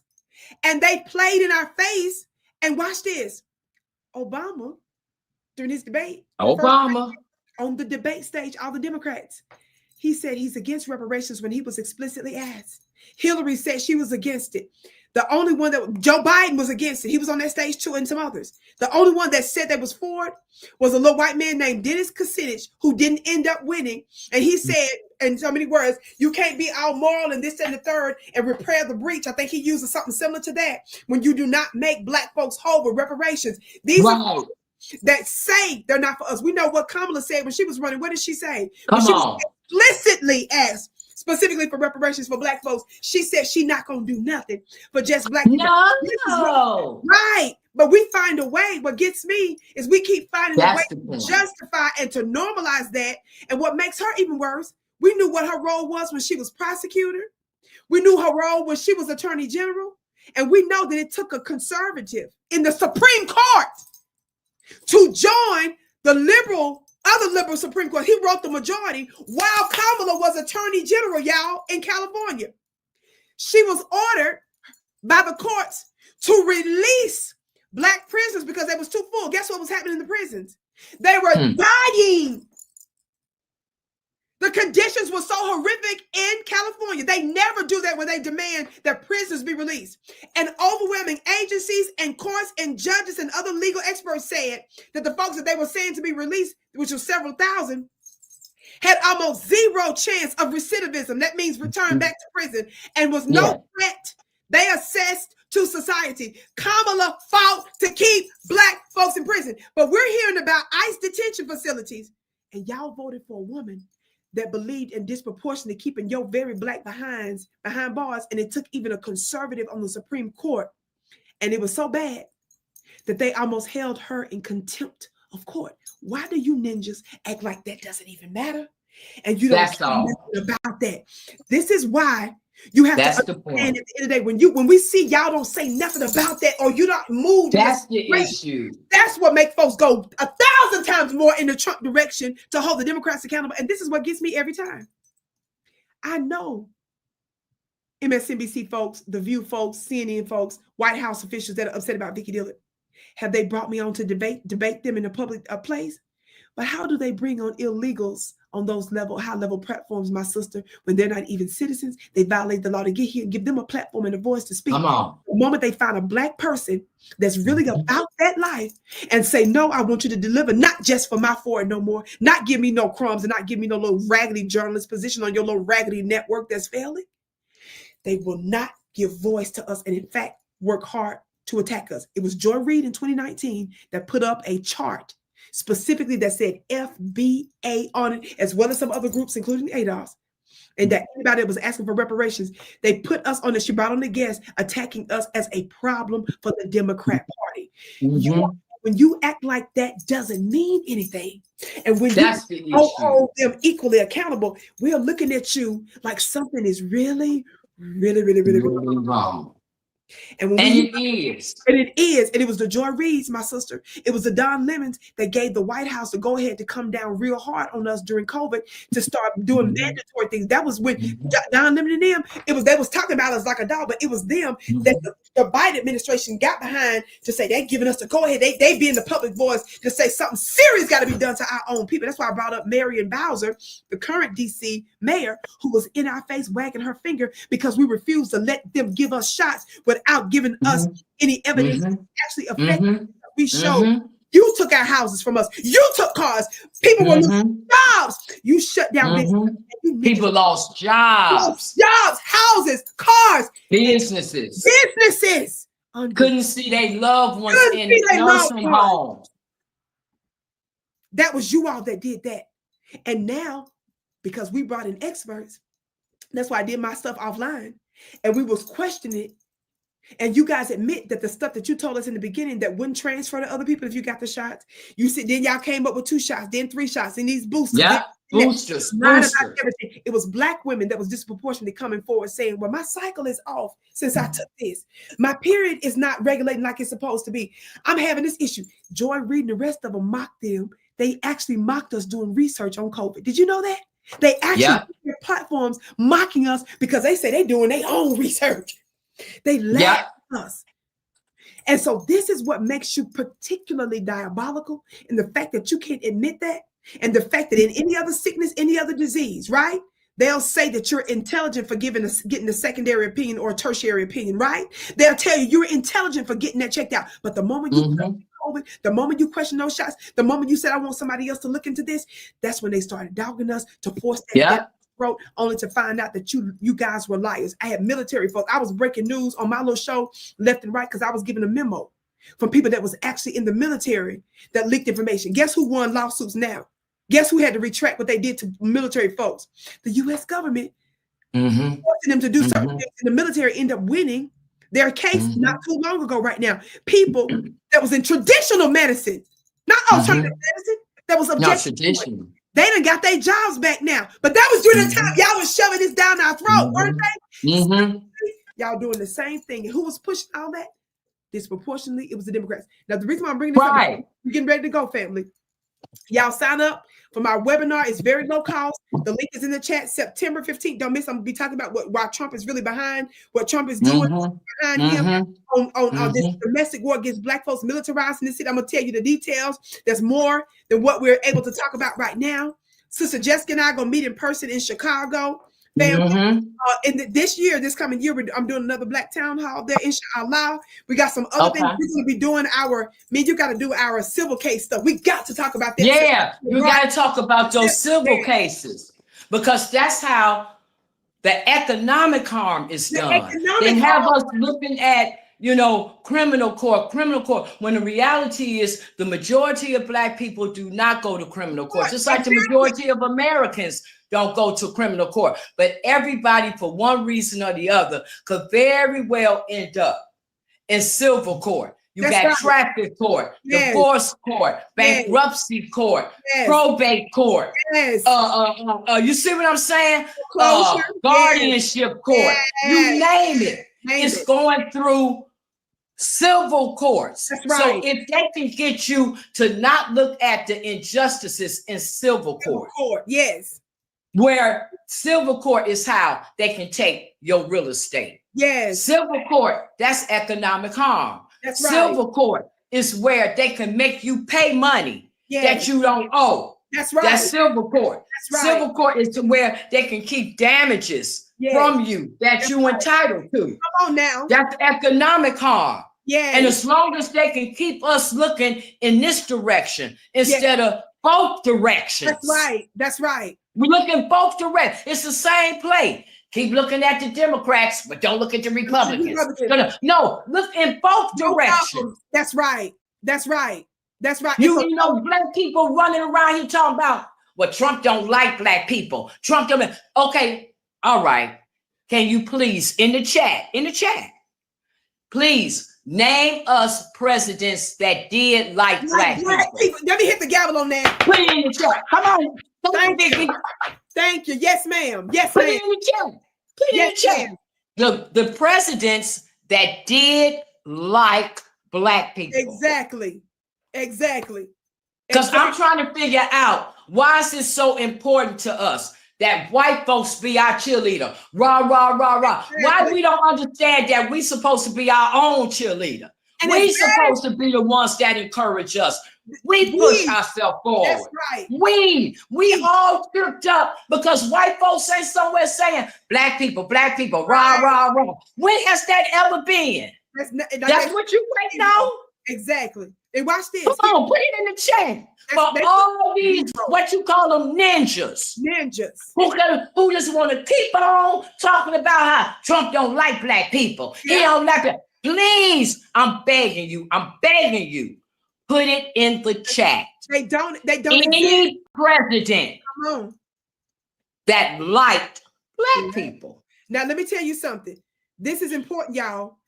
The civil stuff she and I have been talking about, this has to do with the tangibles you claim you won't. Of course, the tangibles you claim you won't. Yes. The reparations, yes. But this is still a part, y'all, of the notion of tangibles. When we don't get onto this stuff, when you don't want to do the heavy lifting of thinking.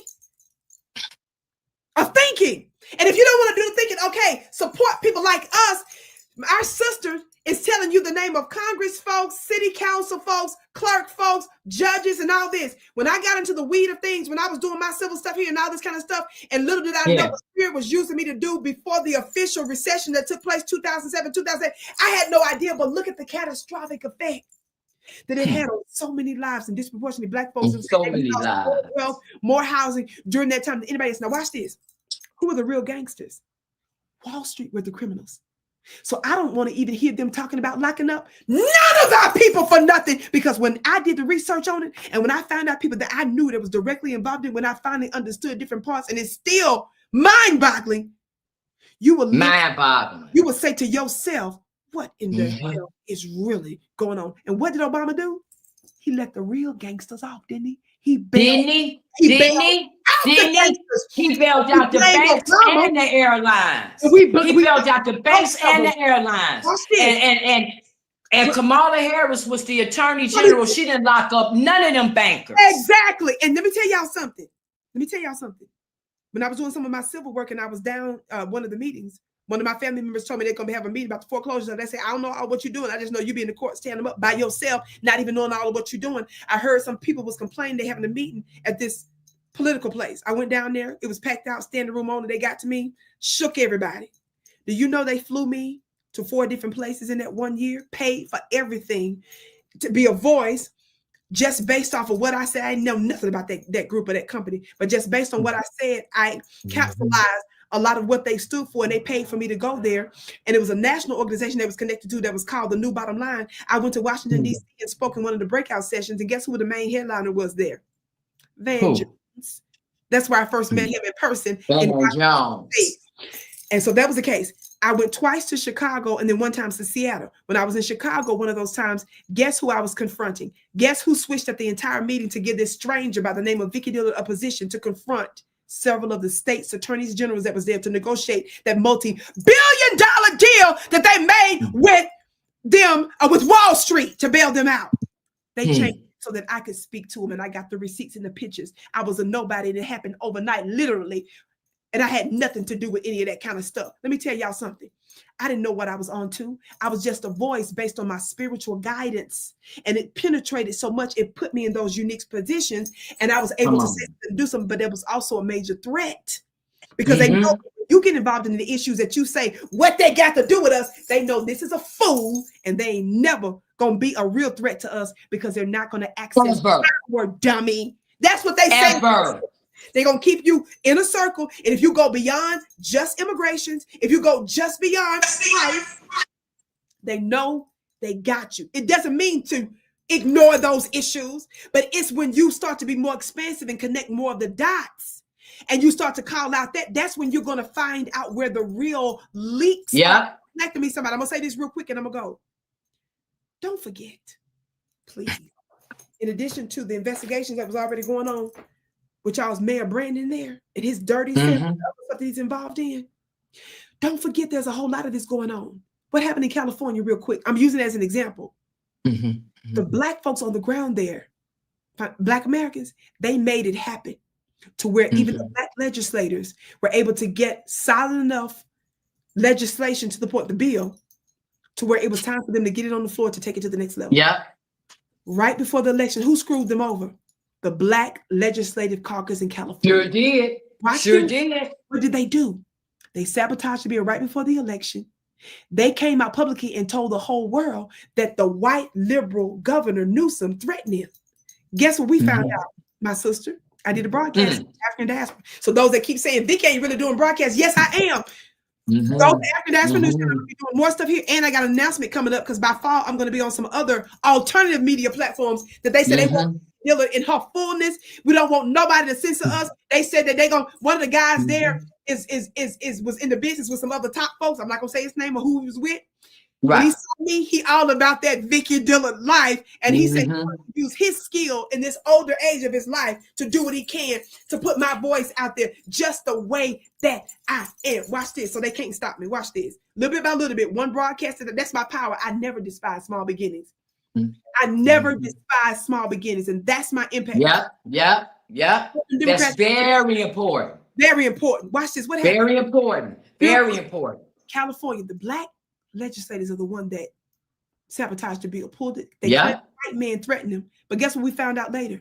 Even if that was the case, who cares? You were still the legislators. You're still supposed to be representing your Black constituents, and you screwed them over. You stabbed them in the back. You betrayed them. Guess what we found out?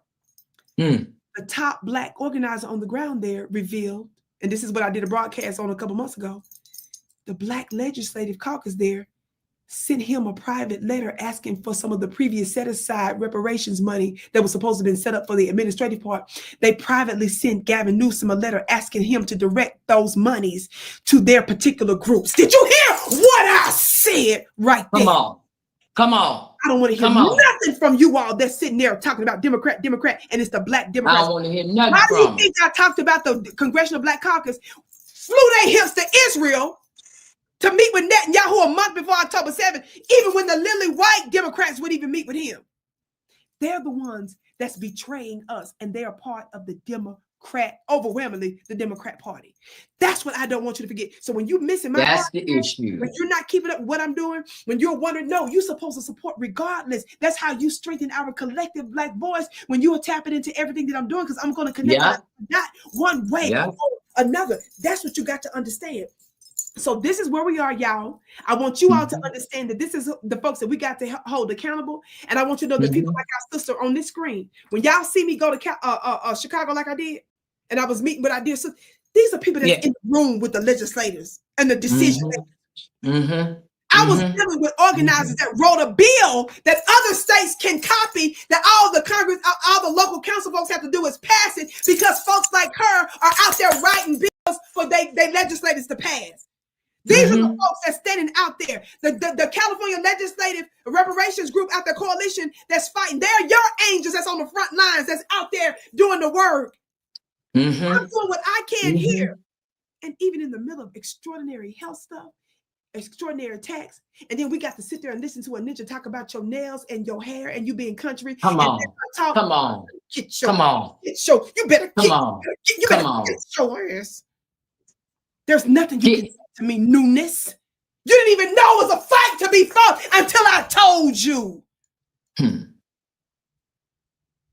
I can agree with you on 99% of things, and then I'll tell you one thing. Let's hold back on that. Oh, okay. Shit, us, nigga, you didn't even know there was an us until yesterday, fool. You were still getting your news at MSNBC and living Come by on. what they said. And Until I told living you different. by what they said. And living by what they said. That's why I'm so proud of Black media. I'm so proud of you. I'm so proud of you. Precious. It's not about whether you agree with everything a person say and not say, because who agrees with everything anybody says? Nobody. What you respect is that a person has their own mind. Yes. Their own mind, that a person knows to stand for what's right. A person knows not to buckle under pressure. Come on. Come on. You know, you doing a good job. It's Black media is doing a good job. Thank you, Precious. You seeing some Black intelligence out here. Come on now. You doing a good job. Afro Elite is doing a good job. Yes. Juwan B is doing a good job. Yes. Red Supreme TV and the brothers that come up on his panel, what? Wow. They doing a good job. Wow. You see what I'm saying? Yes, it's some sisters out here and some brothers out here that's doing a good job. Y'all keep the information coming. Yes. Keep the information coming. Uncover these layers to this stuff. Yes. These 3-4 minutes that they're giving people to talk and to tell them what to talk about, 3-4 minutes of selected conversation. You can't let that guide you. That's right. You can't be so caught up in trying to be this and be that, that you sell out what's important. God will make the increase. He'll guide you to where you need to go. He'll put the people in your path. Come on. The attorney that I have, and I met him through this Republican stuff, but then I reconnected him through a Zoom call that I was on with Zoe one day. And this white boy, white man, I'm telling you, he's good people. Yes. The way and we're going to have him on your show one day.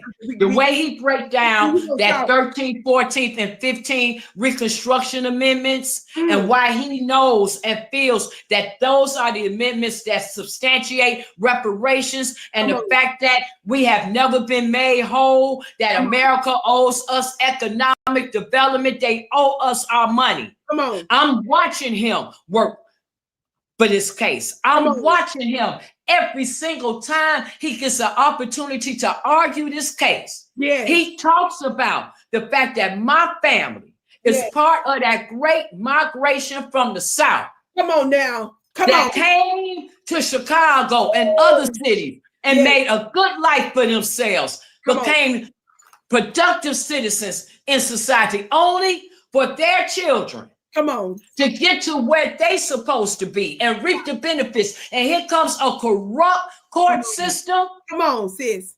That's stealing generational wealth through these type of processes. That's right. That's right. That's good people. That's good people. You're not going to make me not let him work with me. I know that's right. Because he's white, because he's a Republican. When I went down to City Hall for 2.5 years talking to that Mohawk who's sitting here trying to present himself like a fake David Banner. Come on. Come on now. Huh? Come on now. Who can rock the actual black thing right here and the gray beard, but he got a mind that's intelligent. I love her. And this nut. Come on. Gets on TV, says the most outlandish things. Yeah. With a complete reliance on that this Chicago, black people gonna side with him. Come on. Because this Chicago and we black. He has a complete reliance on this. All this about his what is it they saying? His approval rate is now from the 6%. Now all of a sudden it's 26%.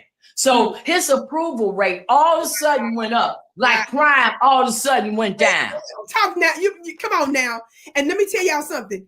This is so disgusting to me, especially when I see religious people, Christian people, and some of the Muslims. I thought y'all be tripping me out how much y'all be about that life with them devils in politics. But then if Vicki got something on. Well, I think her shoulder shouldn't be out like that, so I'm not gonna like on her stuff. She bammed that gavel too hard right there. But meanwhile, you say it's the Lord that let you meet with the mayor that's screwing your people over and take a picture with you. And I see you out there supporting them, commenting. I see y'all retweeting their stuff. I see you quoting them and stuff. And then I see you giving your sister the middle finger. And then you wonder why we're in the condition that we're in. I want to say real quick, I was going to do this in my course. Shout out to one of my moderators right now, Mr. Sharifa. Y'all get her book. She didn't know I was going to do this. Y'all, please, sis, put your information in the chat real quick so I can put it up there so folks to know. She's been down with your sister for years. She has supported me, not just with words, which is powerful enough. Not just repeat and post and all that, which is great. But she has supported me in more ways than I can even say, in real, tangible ways. She got her book out here. The very one that sit up here putting up my cash. This lady right here, Miss Sharifa, put your information. What is the name of the book? Because I can't see it clear. Let me be still. Can y'all see it now? I'm going to tell you the name, but let me show you. Y'all take a screenshot real quick. Everybody take a screenshot. I want everybody, please, to support our sister's powerful book. It is called The Black Goddess Resurrection. The Black Goddess Resurrection. Take a screenshot, everybody. The Black Goddess Resurrection. I'm asking her. I'm waiting for her. I don't see it yet. But I want you to put your book up. She has been a strong supporter of I had so many different things going up. She put put the website, sis, up for me so I can pin it real quick before we go. Because I'm going to ask my sister to close us out here. Family, it is up to us to support each other. I got so much going on. I had too much that I can't even talk about right now. Things that the public would never know that I've been dealing with. And it's all good. That's all I'm going to say. But it's up to us to support each other. My team is going to do, okay, he even put that so sweet. Brother Cool Keys, Black Goddess Resurrection. Yes, I want everybody to get it, but I want her to put how they can purchase it real quick, because before we go, I don't see it yet. While we're doing that, Sister Jessica, I want you to get ready to close this out. Y'all, whoever said breaking news over here, you're exactly right. Breaking news. Y'all know I'm going to take this. I'm going to be talking about, look, I'm going to be talking about African diaspora. I'm going to put it up on mine. One of your other videos we put up, that one is at what, 700-some thousand. Another one is at 400,000 or 500,000 on Facebook. What? Yeah, on yours. The clip that I put up from you, because we chop them up. You know, we look. I get let me get the exclusive. Then I look. Then my team chop it up, and then we put it everywhere else, baby. Because I know how you gonna roll. Right, I know how you gonna roll. I got to give it to you. Look, I know you all know how you gonna roll. Yeah, come on now. That's her information. The Lulu.com shop for Miss Sharifa, y'all, for her book. Go to lulu.com and y'all look for The Black Goddess Resurrection. It looks like this. That's why I say everybody take a screenshot. That way you'll be sure to find it, okay? Thank you, Cool Keezy, for putting that up. Our sister deserves. I support her and so many others. But right now, this is who I want everybody to make sure that we support. Oh, she put it up here too now. I want everybody take a screenshot, y'all. Instead of writing it down, don't worry, because I know we can miss stuff. Or look at my broadcast later, because it's going to be on there later. But I want you to take a screenshot so that you get the information right. I want us to support each other. I'm so very proud of my dear sister. So everybody make sure you do that, okay? But anyway, family, I want y'all to stay tuned, because I'm going to be making the announcement here when I go to Chicago. I got a whole bunch of stuff going on. I got my book coming out. My magazine is coming out. Some of y'all been buying the pre-sales. We're going to do direct sales soon, but I did a smaller amount for the pre-sales that's coming out, which is so good. I'm going to be also featured in the final call. They're going to be doing another thing. They've already done the interview, but I'm waiting for that one to come back out. Like I said, I'm on African diaspora, so I'm not going to just do one platform. Our power, what makes me, the strength is us being able to diversify the voices that we're on, and we want you to support us. That's why it's so important. Don't be getting on here saying stuff to us about the irrelevant stuff. I don't want to hear nothing about nothing like that. Just shut up. Cut the check for us. Support. Show up. Be a physical body. When Sister Jessica at these meetings, when she tell you, let's look into this, let's go after this judge, let's go after this clerk, let's highlight this. That's the stuff you need to be focused on, not that other stuff. You ain't breakthrough if all you saying is, why she got that color on? But I didn't like the hair like that. You ain't breakthrough. Whisper that to yourself at night before you go to bed. Let that be your mantra. Yeah. Whisper to yourself at night, I'm a loser. Why did I say that out loud? You know that you ain't never going to do that on NBC. At all. Keep that to yourself. If it's something that you don't like, you flip. We're talking about major issues that are important, and I do it my way. And you get to sit down and listen my way. You're not paying the bills like that. But you complain about voices that don't have time to support stuff that you do, but you are not doing what's necessary to make sure that those voices are sustained. I brought up Trump and the rest of them earlier. Y'all be tripping when you found out they gave how many millions, how many billions? They understand the issues they have to be what? Supported financially. You don't get to say one or the other.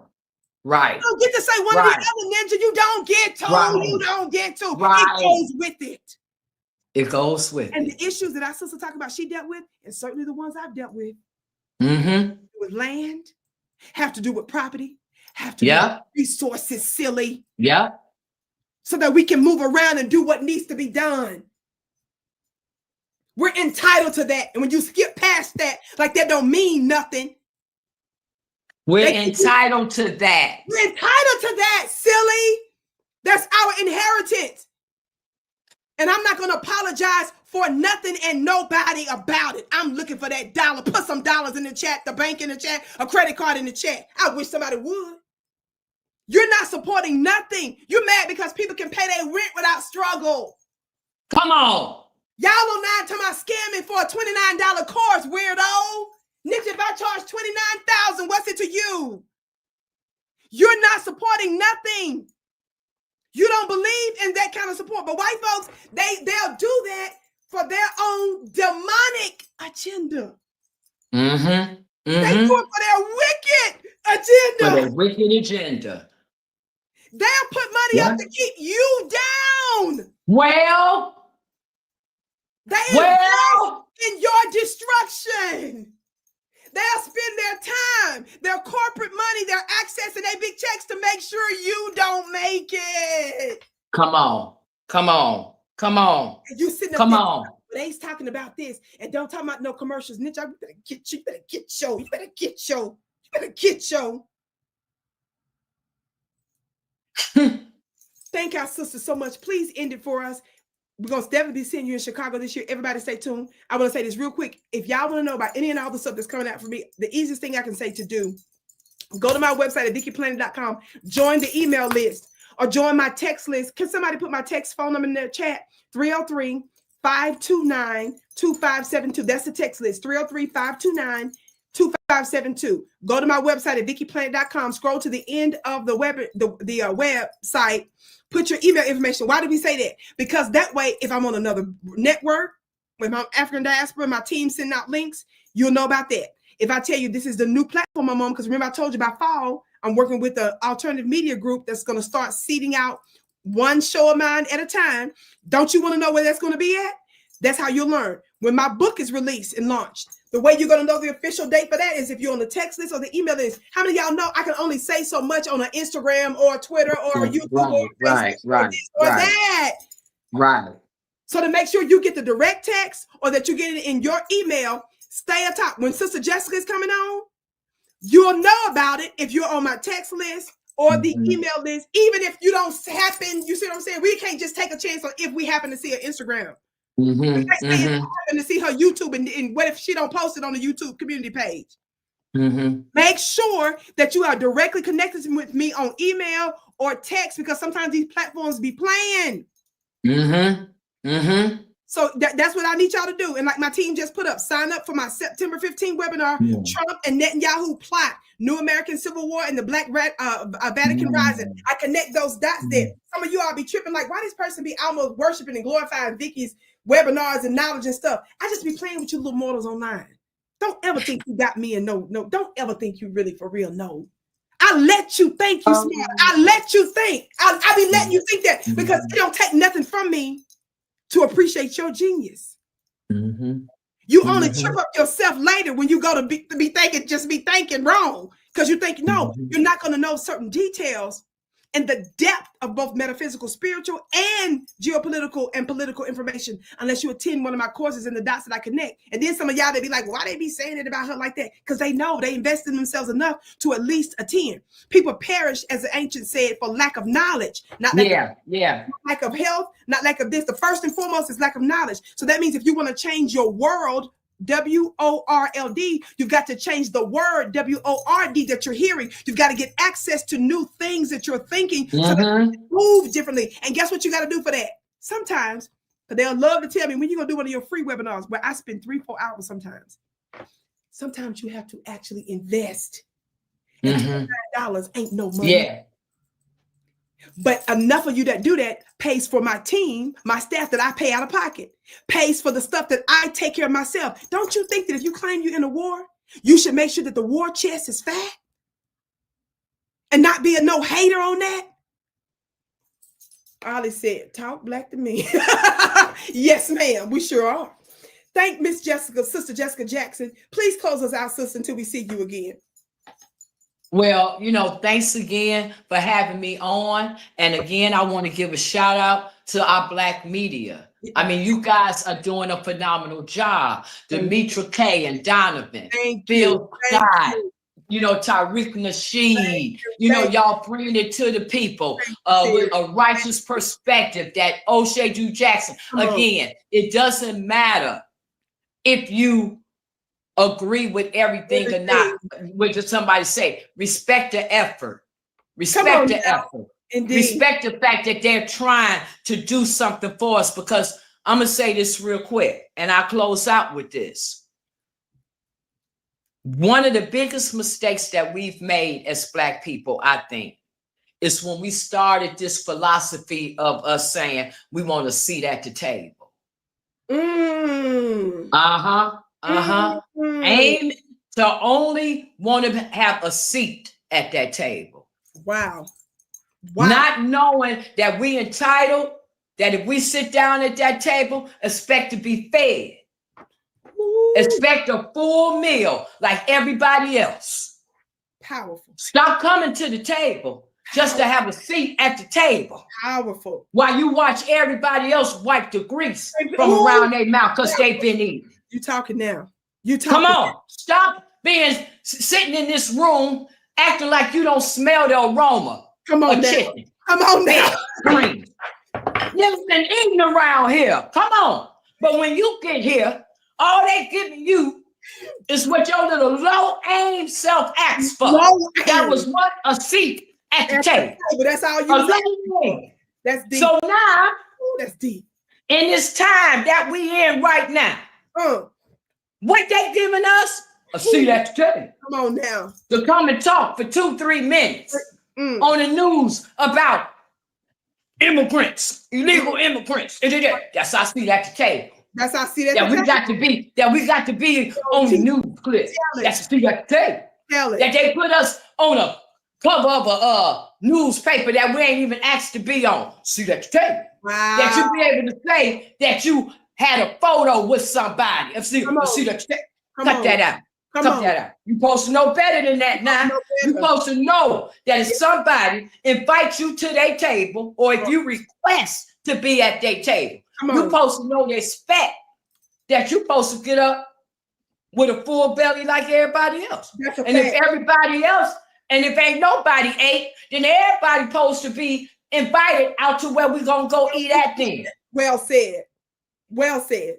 You understand what I'm saying, Vicki Dillard? Yes, ma'am. Stop this nonsense. We want to sit at the table. We want more than that. We want to eat just like everybody else. I'm sick of niggas burping in my face. They eating till they burp. Come on. What we gonna do when we see each other in person? Girl, first of all, we're going to give each other a big old loving hug because I love you. I love Demetra K. I love Phil Scott. I love Afro Elite. I love Dewan B. I love Red Supreme. I love Jason Black. I love Professor Black Truth. I love them. I love us. I love Street Media TV. I love it. Even though Dana with the data makes me mad, but I love it because she gets the information out there. And and last thing, I want to send a shout out to Detroit. Come on. To Detroit. Come on. I want to send a shout out to Cynthia and them who we met up in Ohio. Oh, beautiful. Yeah, yeah. And then also, since Trump wants to bring up about from Ohio. And I want to say this too, since Trump brought up about the red hats and the red shirts. Let's give credit where credit is due. Yes, ma'am. It's a lady in Chicago. Her name is Lorraine. Lorraine Lawrence. Okay. And she go by Prosperity, though, Okay. on the internet. Oh, okay. She was the first one that made us these little red shirts that said no more blue, no matter who owned them, stuff like that. And she made them out of her own money, out of her own heart. Wow. And she bought them up there. And a matter of fact, I got on the shirt she made first in that clip where I'm saying we coming for them seats. Come on now. And I got on that a red t-shirt over my shirt. She was the first one that came with the idea of us wearing shirts. She was the first one who said that no more blue, no matter who. And then I started going, go red, go red. That's where that came from. You see what I'm saying? Just like, yeah. So you got to give credit where credit is due, because supporting somebody else don't take nothing from you. I tell anybody. You know what I'm saying? I tell anybody, where did that Chicago flip red come from? It came from Zoe that day, talking to who? Brandon Johnson and Tony Preckwinkle in that meeting where she was talking about her mother's case and said that she was living in Georgia when they flipped Georgia from a red state to a blue state. And if they didn't settle her mother's case, she would flip this red. That's how that phrase started. That's what the phrase started. So let's go back to Miss Tribune. Come on. Why you ain't got Zoe face on there? Come on, she the one who started Chicago Flip Red. But every time you keep bringing up this yen, Alice Yen. And some of the people said they didn't already emailed it too. The reason why I'm bringing it up, I want people to see the complicity with the media, the banking systems, the White House, and the politicians. And why did I bring up the Democrats working secretly behind the scenes against you, Black America? I keep bringing it up because I'm trying to show you it's theater to them, and they secretly working behind the scenes with each other, including some of the Republicans, including the Democrats. Just like when Joy Reid, they were supposed to fire her a long time ago. When they initially fired Joy years ago, guess who came out publicly in support and asking that they not fire her? You ready for this? I've done broadcasts on it. Sean Hannity of Fox News. Is that right? This is why I say, when people are not following my work on After Diaspora, when y'all weren't following my stuff, those of you who was missing Broadway, I don't know what she talking about. It don't matter. You're supporting everything that I'm saying because it all connects. I was showing you it's a game. Why? He didn't want Joy's black face off of a so-called liberal network because they play off of each other for ratings. You understand? Yeah. They all agree for war. They agree with black folks not getting reparations in America. See, the things that are most important, both sides agree on. Both sides agree on. They just playing with you on the other miscellaneous stuff to make you think peripherally there's a difference so that they'll keep you engaged in a system that they know is illegitimate. So when we say stuff like, what's the purpose? They know it's illegitimate. They know it's illegitimate. So when you engage, they can still blame it on the system about voting, make you think it's still powerful. But when you hear folks like us tell us no, stay home with the couch and stuff, or force the Democrats to do X, Y, and Z until they say this, they know that the gig is up. And by you disengaging, it's going to expose how the system really works. Because as long as you engage, you'll still lie and be under that hallucinated thinking, I actually had something to do with that. Yeah. When you don't like that. So that's why we try to tell you that. So they have to keep that engaged. He's the one that probably asked them not to, and they didn't. He did that years ago. So I'm trying to show y'all, why does Vicki keep bringing up that from the White House that was involved in that local thing related to the LA former city council president, Nuri Martinez, the former Latino that was called on leak, dogging black folks, calling them monkeys. And she was with the other Latino lawmakers out there dogging. More than the name calling. This is what I was bringing it up. More than the name calling. They were there for redistricting. Community taking over enclaves and black power. What that was not supposed to be leaked out. Guess who got involved in it? Joe Biden. He sent a statement Biden through his press secretary, Kareem Jean-Pierre at the time. It was all the way up to the White House. He was trying to get her to sit her butt down because it was going to what? Expose the system. Yeah. So he wanted her not to sacrifice all the little sneaky stuff they was doing. Why did Vicki bring up that your black legislative caucus in California secretly wrote a letter to Gavin Newsom asking for some of y'all's reparation money that was supposed to go for the administrative stuff there? I'm trying to show you how they work behind the scenes. They told you threaten them, but they didn't tell you that they secretly wrote a letter asking for some of y'all's Come own on. money. They didn't tell you that. So when we go off on both sides, like our sister here is known for, like I'm certainly known for, what does it do? It exposes the gig that they're both participating in. And we're not going to let you get off saying Trump is the biggest devil of them all. No. But at the end of the day, we're not looking at theatrics. We're looking at your bottom line. See, when you look at the results, and we can't, you'll know a tree buys what? Fruit. Right? Not what the tree say. The tree can't say, I'm a pear, and we sit up there with all these apples, right? We look at what you're doing. Fruit it bears. Producing. And the Democrats have produced prison for you. Democrats have produced tangibles for who? Ukrainians. Yeah. Democrats have produced for legal migrants and illegal migrants. Democrats have produced money for Afghans, white Afghans. Democrats have shown to give tangibles to everybody but you. But you. So this is at the end of the day, it's not about who nice or who eat your chicken. And I got this lady that's on the screen now, V's Catering. She does chicken. Yeah. So it's not about who can make you the best, biggest fried chicken and attend your fried chicken meetings. And I believe in chicken. I believe in some fried chicken sometimes. I love the crunch, the smell, the taste, the feeling, the joy. I feel like I'm ascending into another dimension.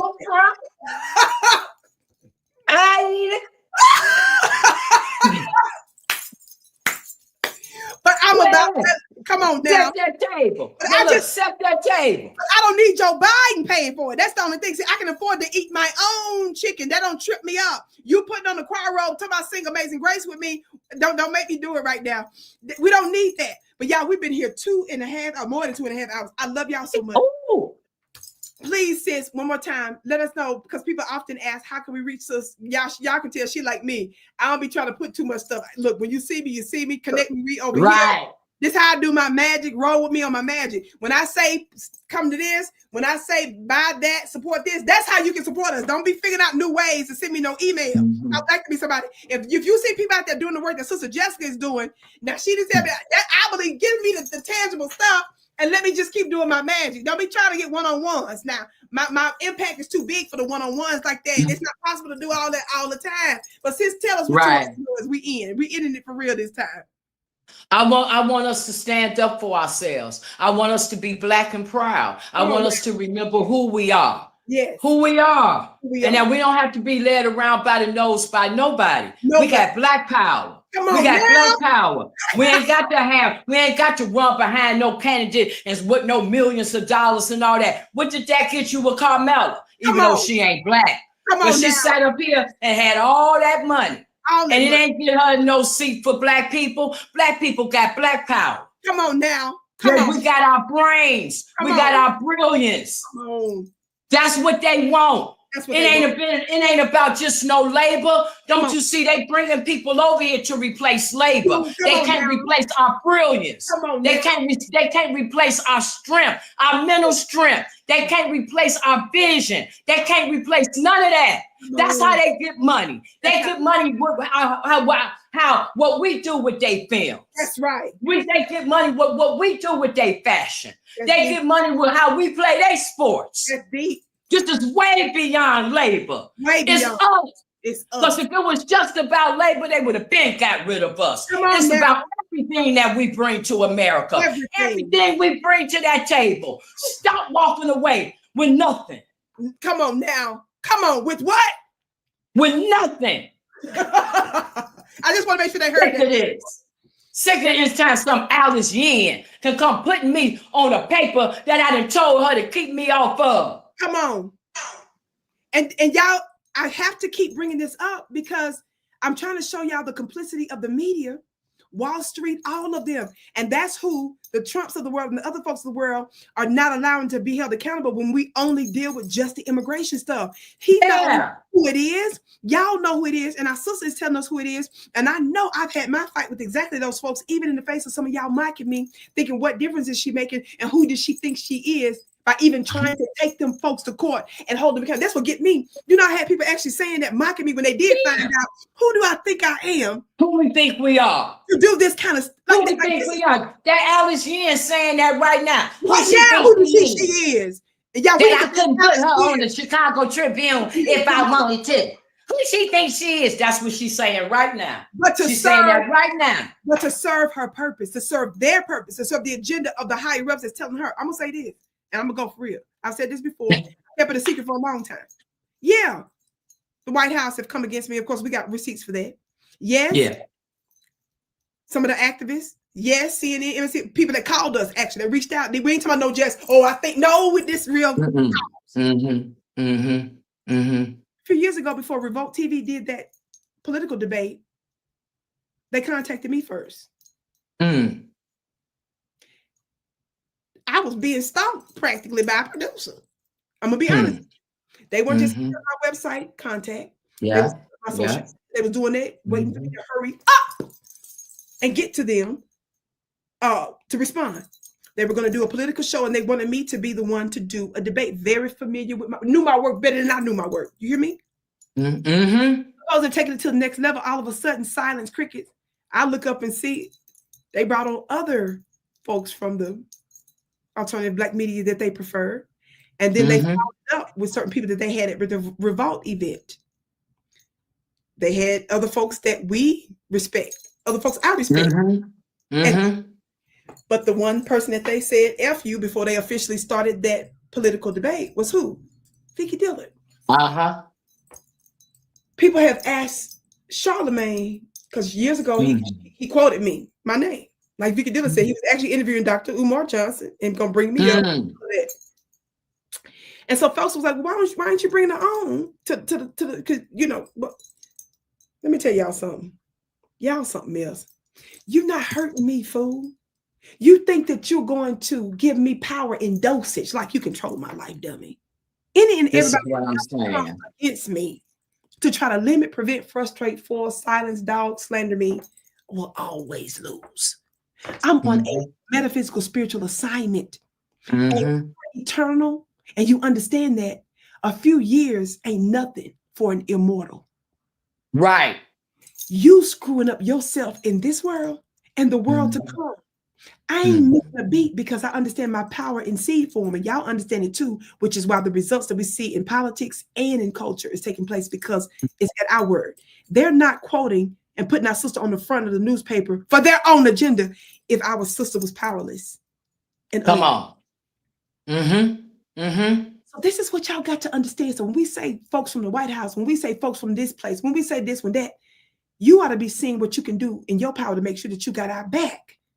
Right. Supporting us, watch this, in tangible ways. I'm saying it. Because at the end of the day, I don't have all this talking. The power and the impact we're having is not because I was just talking. It's the spirit in the talk. It's who's moving. It's whose mindsets are shifting in the talk. And that's what I'm going to say to you now. I love you so much. Thank you all for tuning in. I love you too. I look forward to seeing you, Vicki. 15th. I love you back, sis. Everybody give our sister a big round of applause. Our sister just said, now, Sister Vic, you know that power is way too much for the weaklings. I know that's right, sis. That's well said. I'm so proud of you, Sister Jessica. We got your back. I can't wait to see you when I'm in Chicago again. Look, I'm sitting there talking about the other state I'm going to. I know. Those are the top two that I'm doing first. My next one is Chicago and Cali.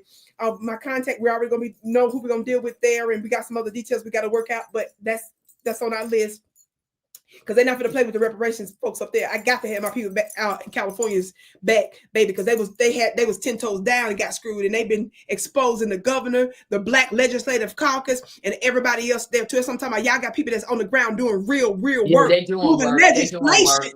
They're doing work for legislation. And reparation to get you tangibles, and we just gonna be sitting up like, yarning. Like it's the next thing to do. No, baby. It requires more than that.